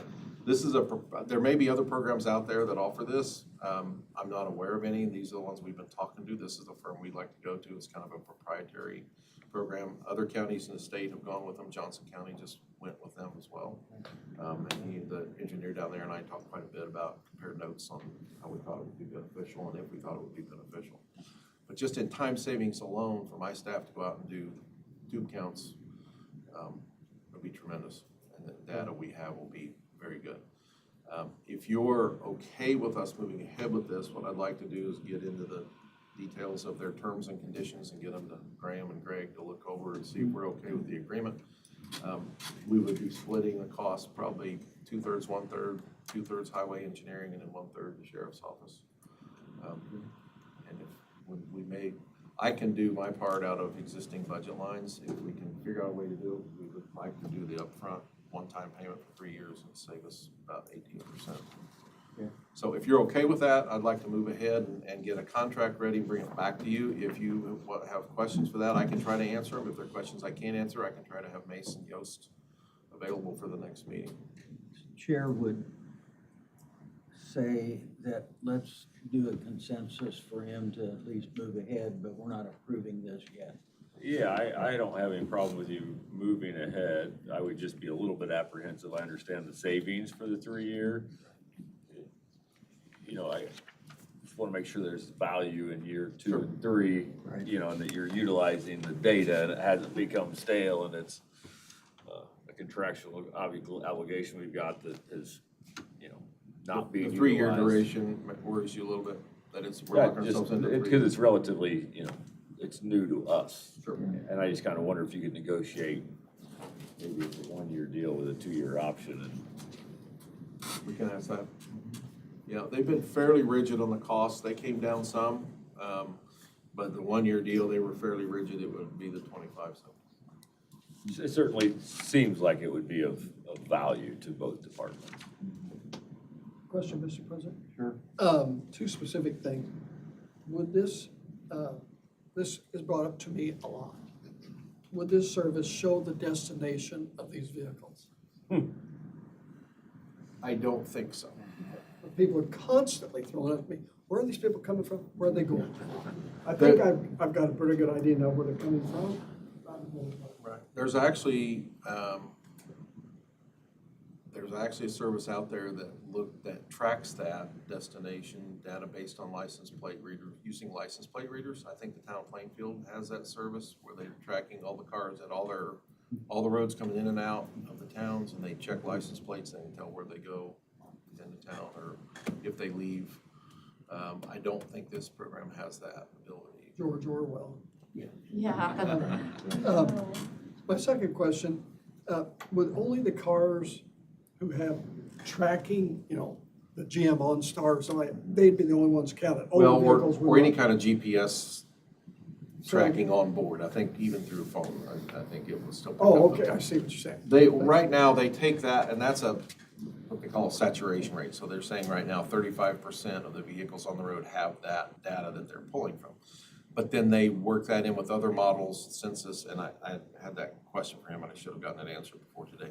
They explained to me this to me once, but they work that into a model with census data and other things to kind of say, okay, we know that, you know, plus or minus 35% of the cars have this tracking, but then they extrapolate that to an overall volume based on other things, based on existing counts and based on census data. So they have a model that puts all that together. And that was one of my concerns too. Well, at the end of the day, how close is that really to the numbers that we have? And it came out remarkably close. Their rounding is different. They round, depending on the classification of the road, they round to either 100 or 500 cars per day, depending on the road classification. Yeah. But it's pretty close to the data we already have and pretty close to data that NDOT has. So they take the cars that do have that capability and they work that into a model and extrapolate what that indicates.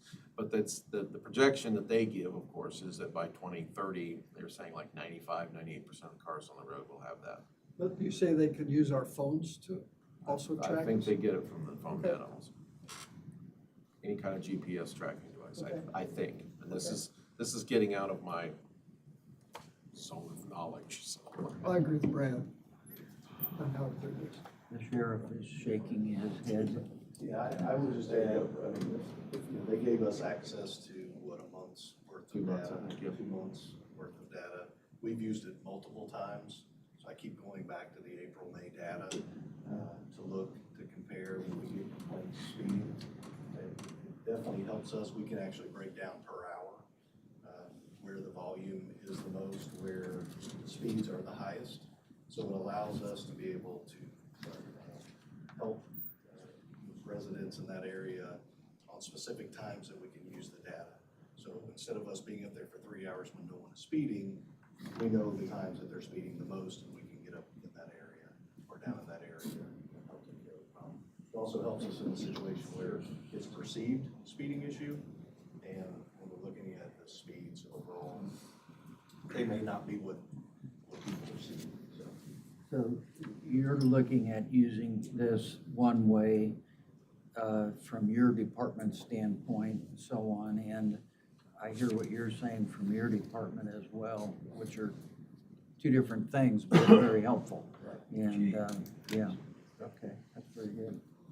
So I think the consensus is, John, from us to move ahead and bring something back. Also let Greg and Graham look at this as well. And So I'll explore maybe some alternates for not being necessarily locked into 3 years. yeah, I can't imagine that they would not want to look at alternative thoughts on how to contract with someone. Sure. So, yeah, yeah, because it's money to them at some point. Yep. Yep.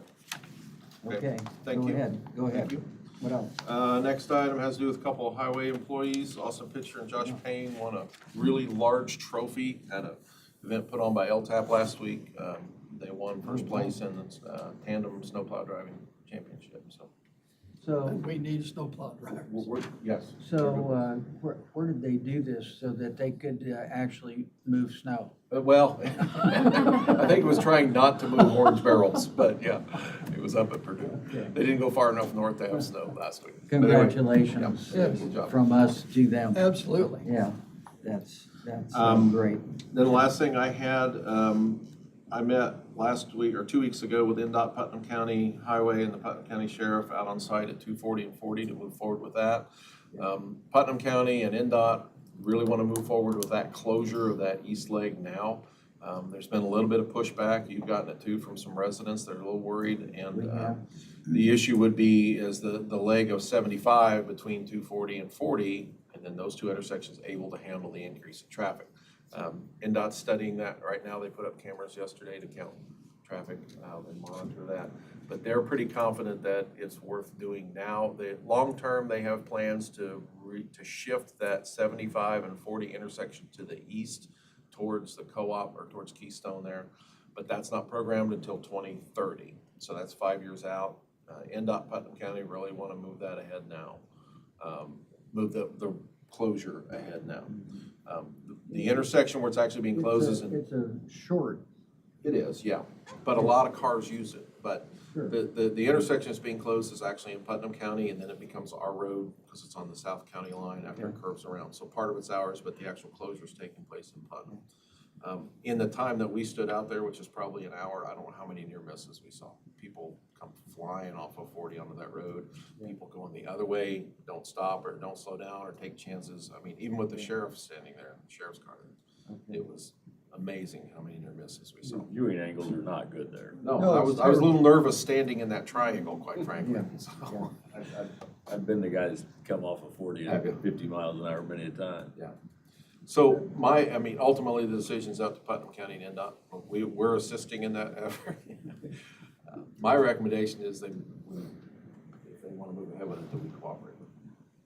We don't really have a final say on it. Not really. As I'm I not standing in the understand way. this. No. I'm not standing in the Because way. it's really Putnam County It is, and right. NDOT. But we're cooperating with them. Yeah, we're cooperating. Because Okay. our road would stay open from 75 going east to a certain point and would provide access to Keystone and then to one residence on the north side.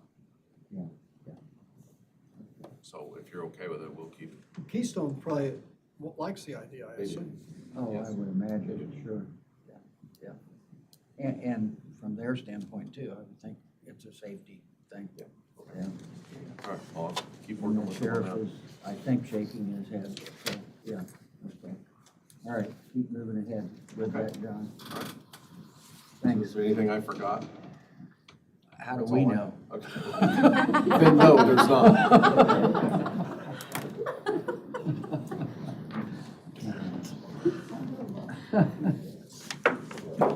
We're glad you had a good vacation. That's important. Stay home and work. Todd, Mr. McCormick. One of my items was already on the agenda and it's already been discussed. The rest don't require any action by you, with the exception of number 7 regarding procurement policies. I was contacted by the auditor, and we've looked into some options or procurement policies from other counties. the ones that we have, I don't particularly like myself. I think they're a little overblown. I also talked to the Plainfield town manager, Andrew Klinger, and they're in the process of revising theirs. And Andrew's a smart guy, he's an attorney.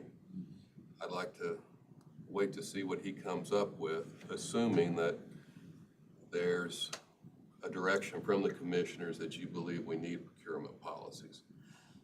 They're specifically looking at $150,000 and under and $150,000 and above. Morgan County, the county manager there actually told me the State Board of Accounts wants one for services, which is unusual. We've never had one before. I'm not saying that that's a bad idea. It would just be going in a direction we have not gone before. I can follow up on this. I can come back with options for you at a later date to see what your feelings are at that point. But I don't want to waste my time if it's not something you want to consider. Todd, it's not an absolute thing that the State Board of Accounts is saying. Counties, when we audit you, 92 counties in the state of Indiana, you all have to have X. They just looked and made strong suggestions, but it's not an absolute requirement. That's correct. Okay. So we can do it or not. You can. Yeah, all right. Yeah, the important thing is we follow the law, and I believe that's the way the former auditor handled it, is Yeah. we'll follow the law. And I'm sure current auditors do. Yes, we want to follow the law. Right, right. Yeah. So what's the pleasure of the commissioners? Do we want Todd to- I said we stay the same. I don't have an opposition to it, but it's gotta have some common sense, right? Yeah, exactly. That's, I would say, let's see what Andrew comes with. If he'll share that with you. He will. Let's take a, look at that and go, does that make sense from a county level? It'll have to be And if it convincing. doesn't, let's move on. It'll have to be convincing. Okay. How do you really feel, Bob? Yeah, right. And I'll discuss any of the other items if you so like. You want anything else? No. Okay, very good. Thank you. Thank you. You bet. Mr. Morris. Just updates on the first email sent, and then I remembered I had forgotten one thing, so I sent that follow-up email. That's just some maintenance we're gonna do next Wednesday. I did find out today that the courts are actually at conference next week, so that actually works out much better. We'll do it after hours anyway, but I'll send out a notification to all the departments this afternoon, but just make you aware of it. Occasionally, sometimes that raises the ire of some people when we take stuff down. Should be minimal, but we'll go through it as quickly as possible. It happens. Yeah, for sure. Right. Okay. Thank you. Sure thing. Paul, sir, how are you doing? Good, how are you? Good, thank you. You have a lot going on. A lot going on. I'm trying to get some of it wrapped up. All right. We've got, today, I've got new furniture going in up here in the assessor's office. I've got a furnace and air conditioner going in at the animal shelter. I should have a guy out here doing tuck pointing. He should be here either today or tomorrow. We're borrowing the roofer's scaffolding, while it's convenient. Convenient. And, Scaffolding. Yeah, it is. But at the fairgrounds tomorrow, they're gonna be insulating that maintenance building that we're taking for voting machines. And then I get some propane hooked up there. I'm gonna go with Indy Propane out of New Winchester. They're gonna set me a tank over there. And Makes sense. Yeah. that should have that building pretty much wrapped up. I filed for a permit with the town to add on to the fairgrounds maintenance building. Yeah. Once I get that permit in hand, we've already signed that contract with Gravers. Okay. So that's moving along. Like I said, my roof, it's going very well. It's doing good. And I think that's about it. Any questions for Paul? I do that. Next week, like Doug was saying, the courts are in, Yeah. they're all in a conference, so we're taking advantage of that. We're gonna be painting and freshening up in Superior Court 2. So that's Red Stewart's court. It hasn't had any attention in probably 14 years. Okay. It's been a while. All right. They won't know what to do when they get back. Right, we're gonna freshen it up for them. All right. Thank you. Now, the attorney, do you have anything for us? I don't have anything for you unless you have anything for me. Nothing? Appreciate your being here. Yeah, thank you. Commissioners, No, sir. the thing that we briefly talked about a little bit was the opioid settlement monies, and we had discussed with the prosecutor's office to reestablish or bring back the drug task force and use those monies for that. I think it seemed like a good thing to do. I think we need to, personally, I think it would be good to use the monies through the prosecutor's office. I'm sure they coordinate with the sheriff's department as well through that, to do that. So I guess my recommendation is we move in that direction. Now That's the traditional way we've been doing it too, isn't it? I'm not sure. I do not know. I thought we'd been working with Lauren on that. Larry Hessenhill he was the one who brought it. I think the drug task force actually went away for a period of dissolved time. for a period. Yeah, and, It did, but Lauren and I worked together and brought it back a couple years ago. Yes. with the right. Settlement money helping fund the employees that he has. I have a member on the task force, plus a couple other members that. I'm really glad Brad brought up that alternative to this proposal. Yeah, They've been doing great work, they really have. okay. I was gonna suggest that Amy makes also check with the towns to see if maybe the towns could each contribute a little bit towards the 108 that she needs, because they also got That's their a good point as well. Maybe she can get enough of it that way from Yeah, the towns. Maybe the county could do a smaller contribution or something Okay. if the others will participate as well.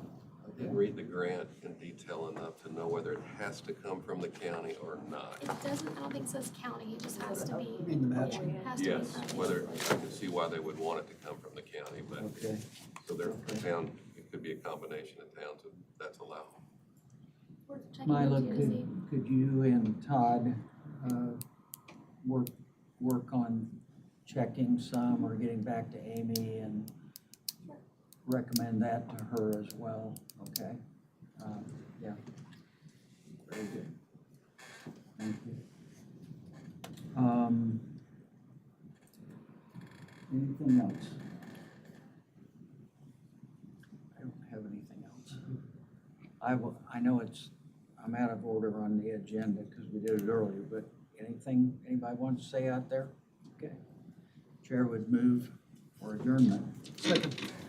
We are adjourned. Thank you very much.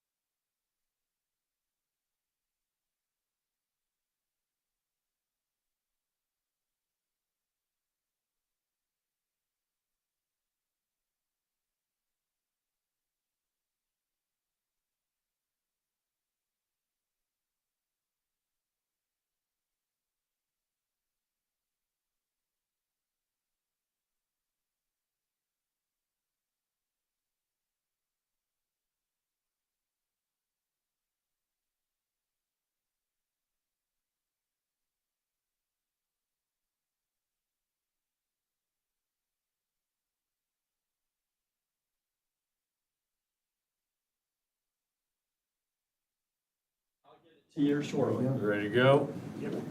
All right, I'm gonna call the Hendricks Regional Sewer District regular scheduled board meeting to order. If you'd all join in the Pledge of Allegiance. I pledge allegiance to the flag of the United States of America and to the republic for which it stands, one nation, under God, indivisible, with liberty and justice for all.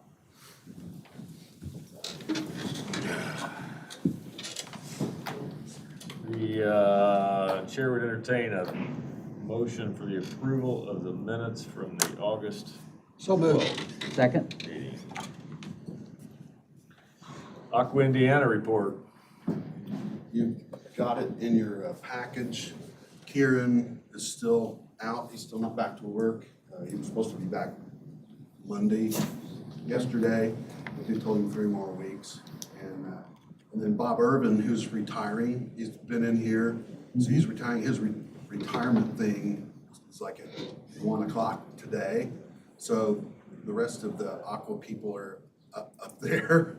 So I go, then there's really nothing new going on. I said, we submitted the report, I got it to them, it should be fine. So, yeah, so that's kind of Aqua's update. All right. And they have hired for Bob Urban's replacement. I have not met her yet. We're meeting tomorrow. So we'll have, and I'm breaking out a line, but the whole IURC thing. Yes. That's, Hold that. I had questions for Bob to respond to, and since they'd already hired her, he didn't respond. We set the meeting up so that we can ask those questions and help get direction from that end anyway. And so I don't really have any specifics on that other than we got to find out if there's an appeals process. I did find out. I hope there is.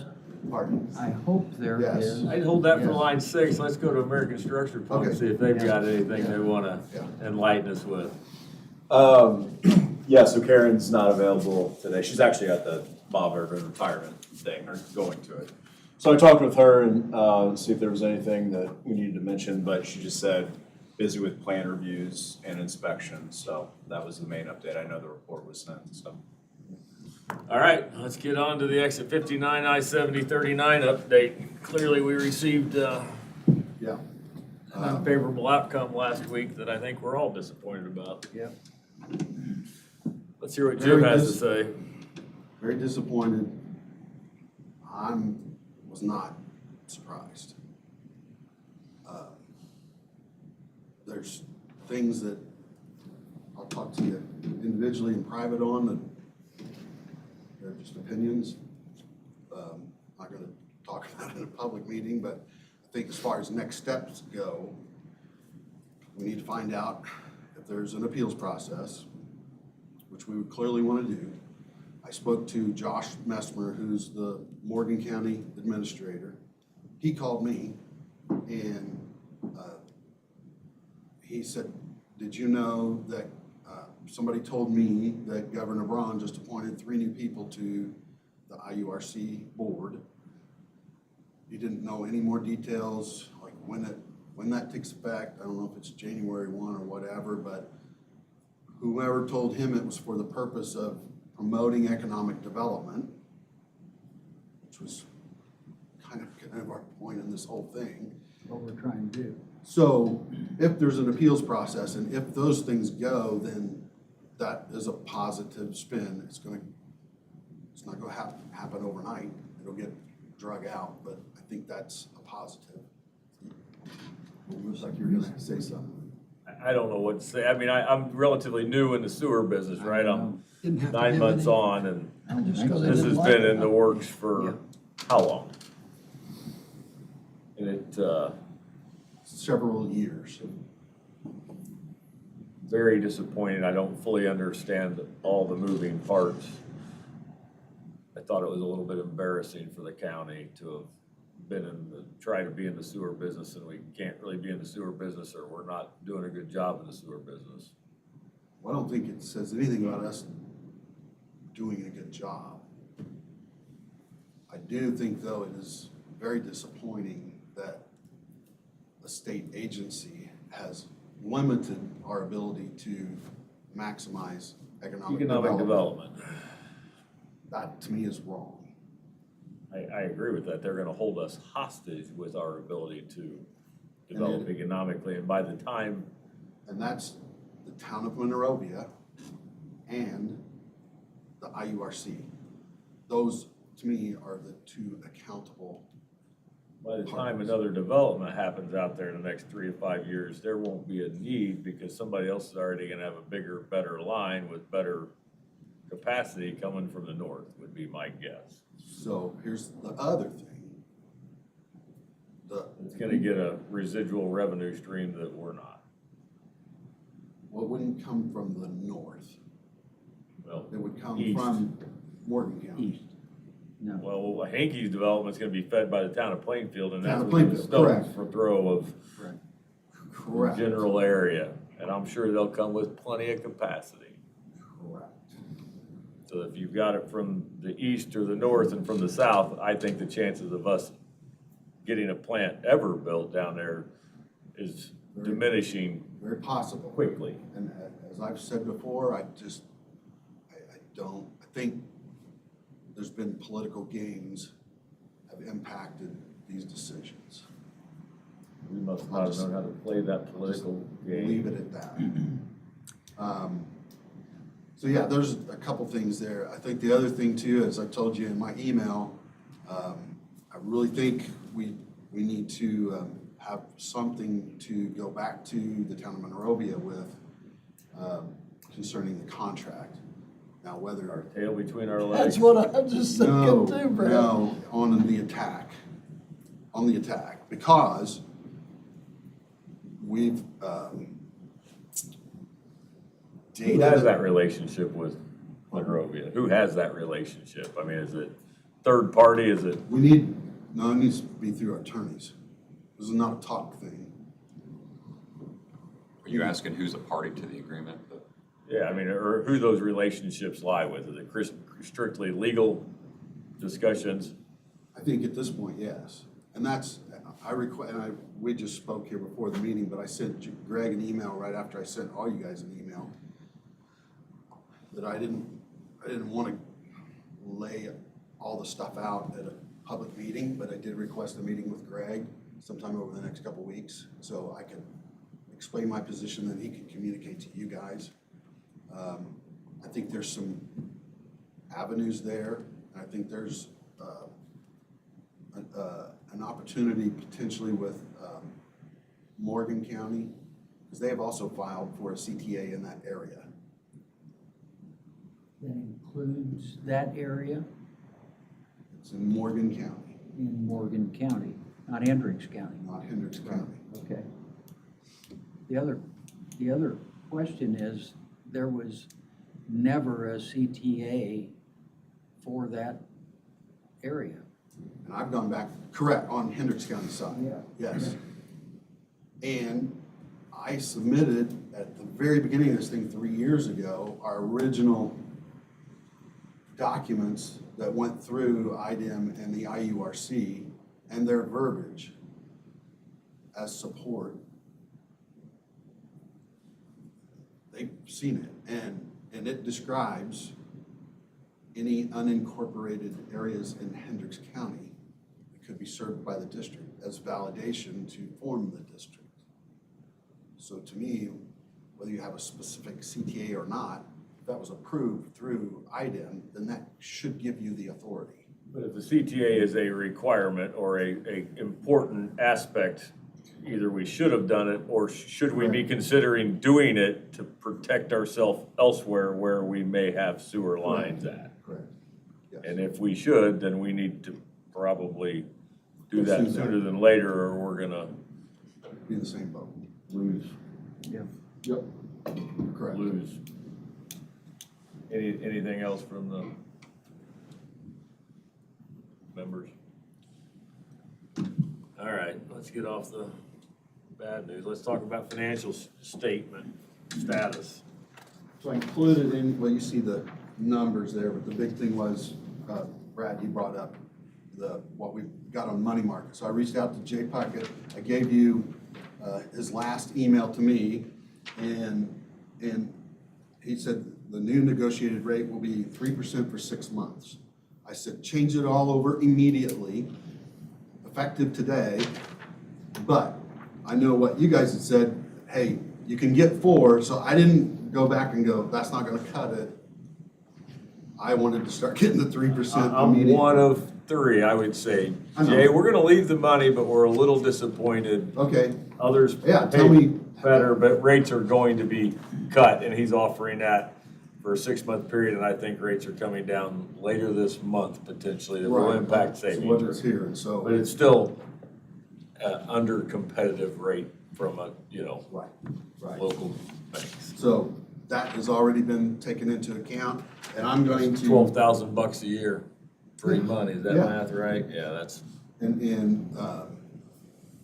So we didn't have before. And so that I'm going to shift that biggest chunk out of checking into money market as well. It didn't make a whole lot of difference when it was a 0.25%. We never knew what kind of expenditures we were gonna have depending on what projects we were going on, so I left a lot of fluff in the checking account, but I'm getting ready to move the bulk of that over, and I'll probably keep $250,000 in checking and put the rest in money market so it can earn. Anything else on the financial side, Nope. Jim? Nope. Claims, approval of payments. What you got, Mr. Gentry? Town of Monrovia, $11,728.82. Boy. And Jim, Let's don't pay him. Yeah, Boyd. well, look at the handwritten part. I hope the bank will accept that because it's illegible. But Talking about my writing? the mathematical part's right. Sturwalt Witham Young's 120, Hendricks Power 825, Aqua Indiana $2,272.66, Hendricks County Wastewater LLC $170,280. That's Aqua. And Oh, those, okay. that's that Aqua subsidiary that also filed for the CTA, but that's their working situation here. Hendricks County Wastewater LLC, $11,352, and American Structure Point, $13,972.50. Move for approval. Second? All those in favor signify by saying aye. Aye. Aye. I'll tell you what those were for. Remember, we did the low-pressure sewer mains, E1. Still, yeah, the E1 pumps and the mains and the whole thing. We did them in Gulfview, we did them in Lakeland Manor, I think, it looks like something. And then now we're currently working in Shoal Creek, I think that's the name of it, all right there together. But when we attacked this thing, and we all talked about it at some point in the past, we were gonna buy the E1s. The district was gonna buy the E1s, and then Aqua would take care of all the other and move forward. So that's what those dollars are for, is to get those pumps. And we had Aqua, we could bundle the whole wad together with who we bought them from and got a better price. So I told Aqua, I said, you buy all of them, and then when we do those projects, you inventory and warehouse them, then you bill me for those pieces. Okay. For the ones they're putting in, they're Yeah. using. Yes. Yeah. So that's what those big chunks are. Any wishes to be heard? No wishes. Just me, or is there another place? Yeah, no, I think it's me. So we have this project using the ARPA money north of Brownsburg. And we'll have a regional lift station there, which will have a force main pump that pumps south. It's gonna be easier to show you. It'll make more sense. So. I did it. Trouble. So here's 900, and the Reagan will end up coming over here just west of 900. The regional lift station is gonna go right here. This is where the Brownsburg youth sports, and then there's St. Malachy's. Right. And then, so we're gonna put a regional lift station here, we're gonna run a force main all the way down here, and then, Hook Mike on while you're there. we're gonna run a force, no, we're gonna run the force main over here and down here, and then tie into, our existing service in this subdivision. Okay. And then we're gonna run gravity line from the lift station over here. We're gonna end right here in front of St. Malachy's, right there. Yep. So everything's designed, we're down to the easements, acquiring easements. I've got all the easements except one, and that's what we're here today to talk about. Another issue that we have, and I've talked, this is Abby Holman here in the back, and she works with Anthony Hessian. And Anthony's, and this came up before this deal, but Anthony's got a piece of property that sits right here. All right? Upside down. We don't have any service down here. It doesn't make any, I mean, we're talking millions to run gravity down to serve that one property. Starkey owns all of this and all of this. He said, I'm not selling, I'm farming it all forever. And I've met with him and his kids and his grandkids. Okay, so you have to take that at face value.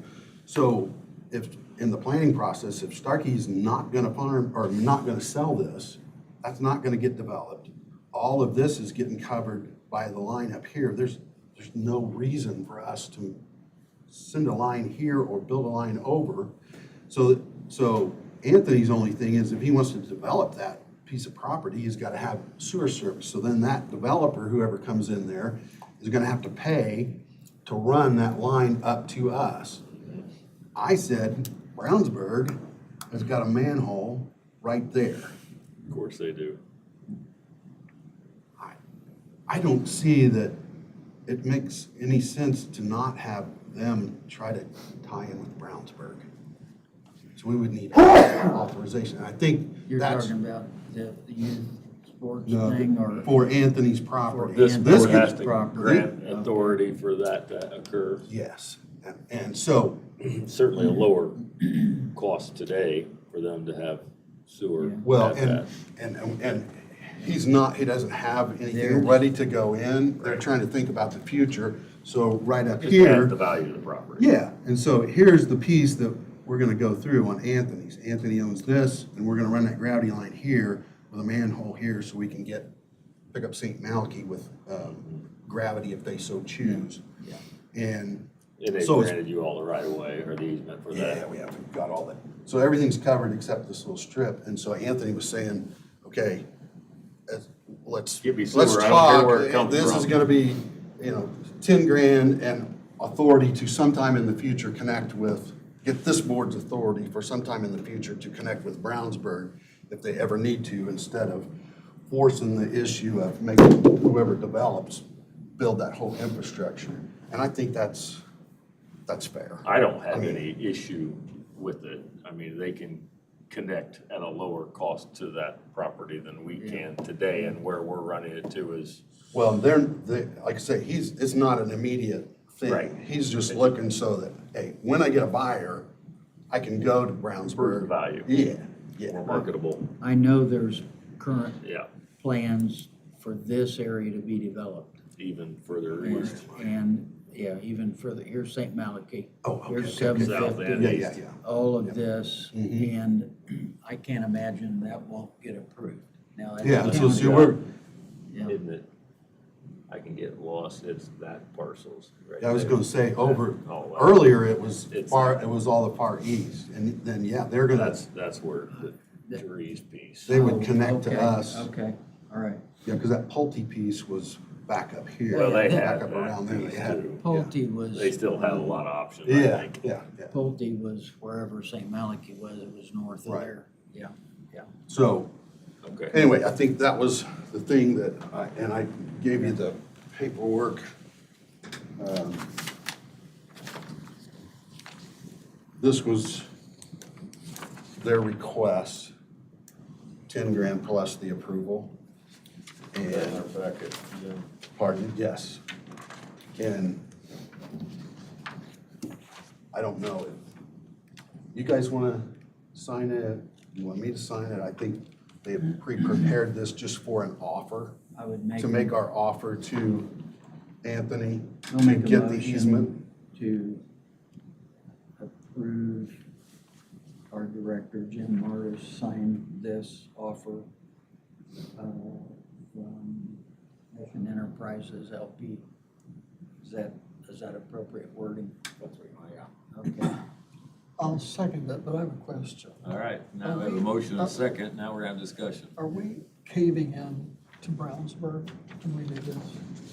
I think Are we letting it, do they have their foot in the door now? we are, but from an economic standpoint, and there was some, give and take there, I think it's the right thing to do. Okay. I mean, we're not gonna get a line down there in No. any immediate No. future, so. I don't see any We reason that should we be, would ever build Brownsburg's it. there already. We Right shouldn't across be the road. preventing someone from having We shouldn't be sewer doing because of what territorial Brownsburg rights. does to us. Yeah, yes, But correct. for, in the future though, that's as far as they can go without, Yeah, Get that permission only, from us again. we would only provide authority for Yeah. that particular property, That part. that parcel. I can do that. All right, Thank you. all those in favor of the approval signify by saying aye. Aye.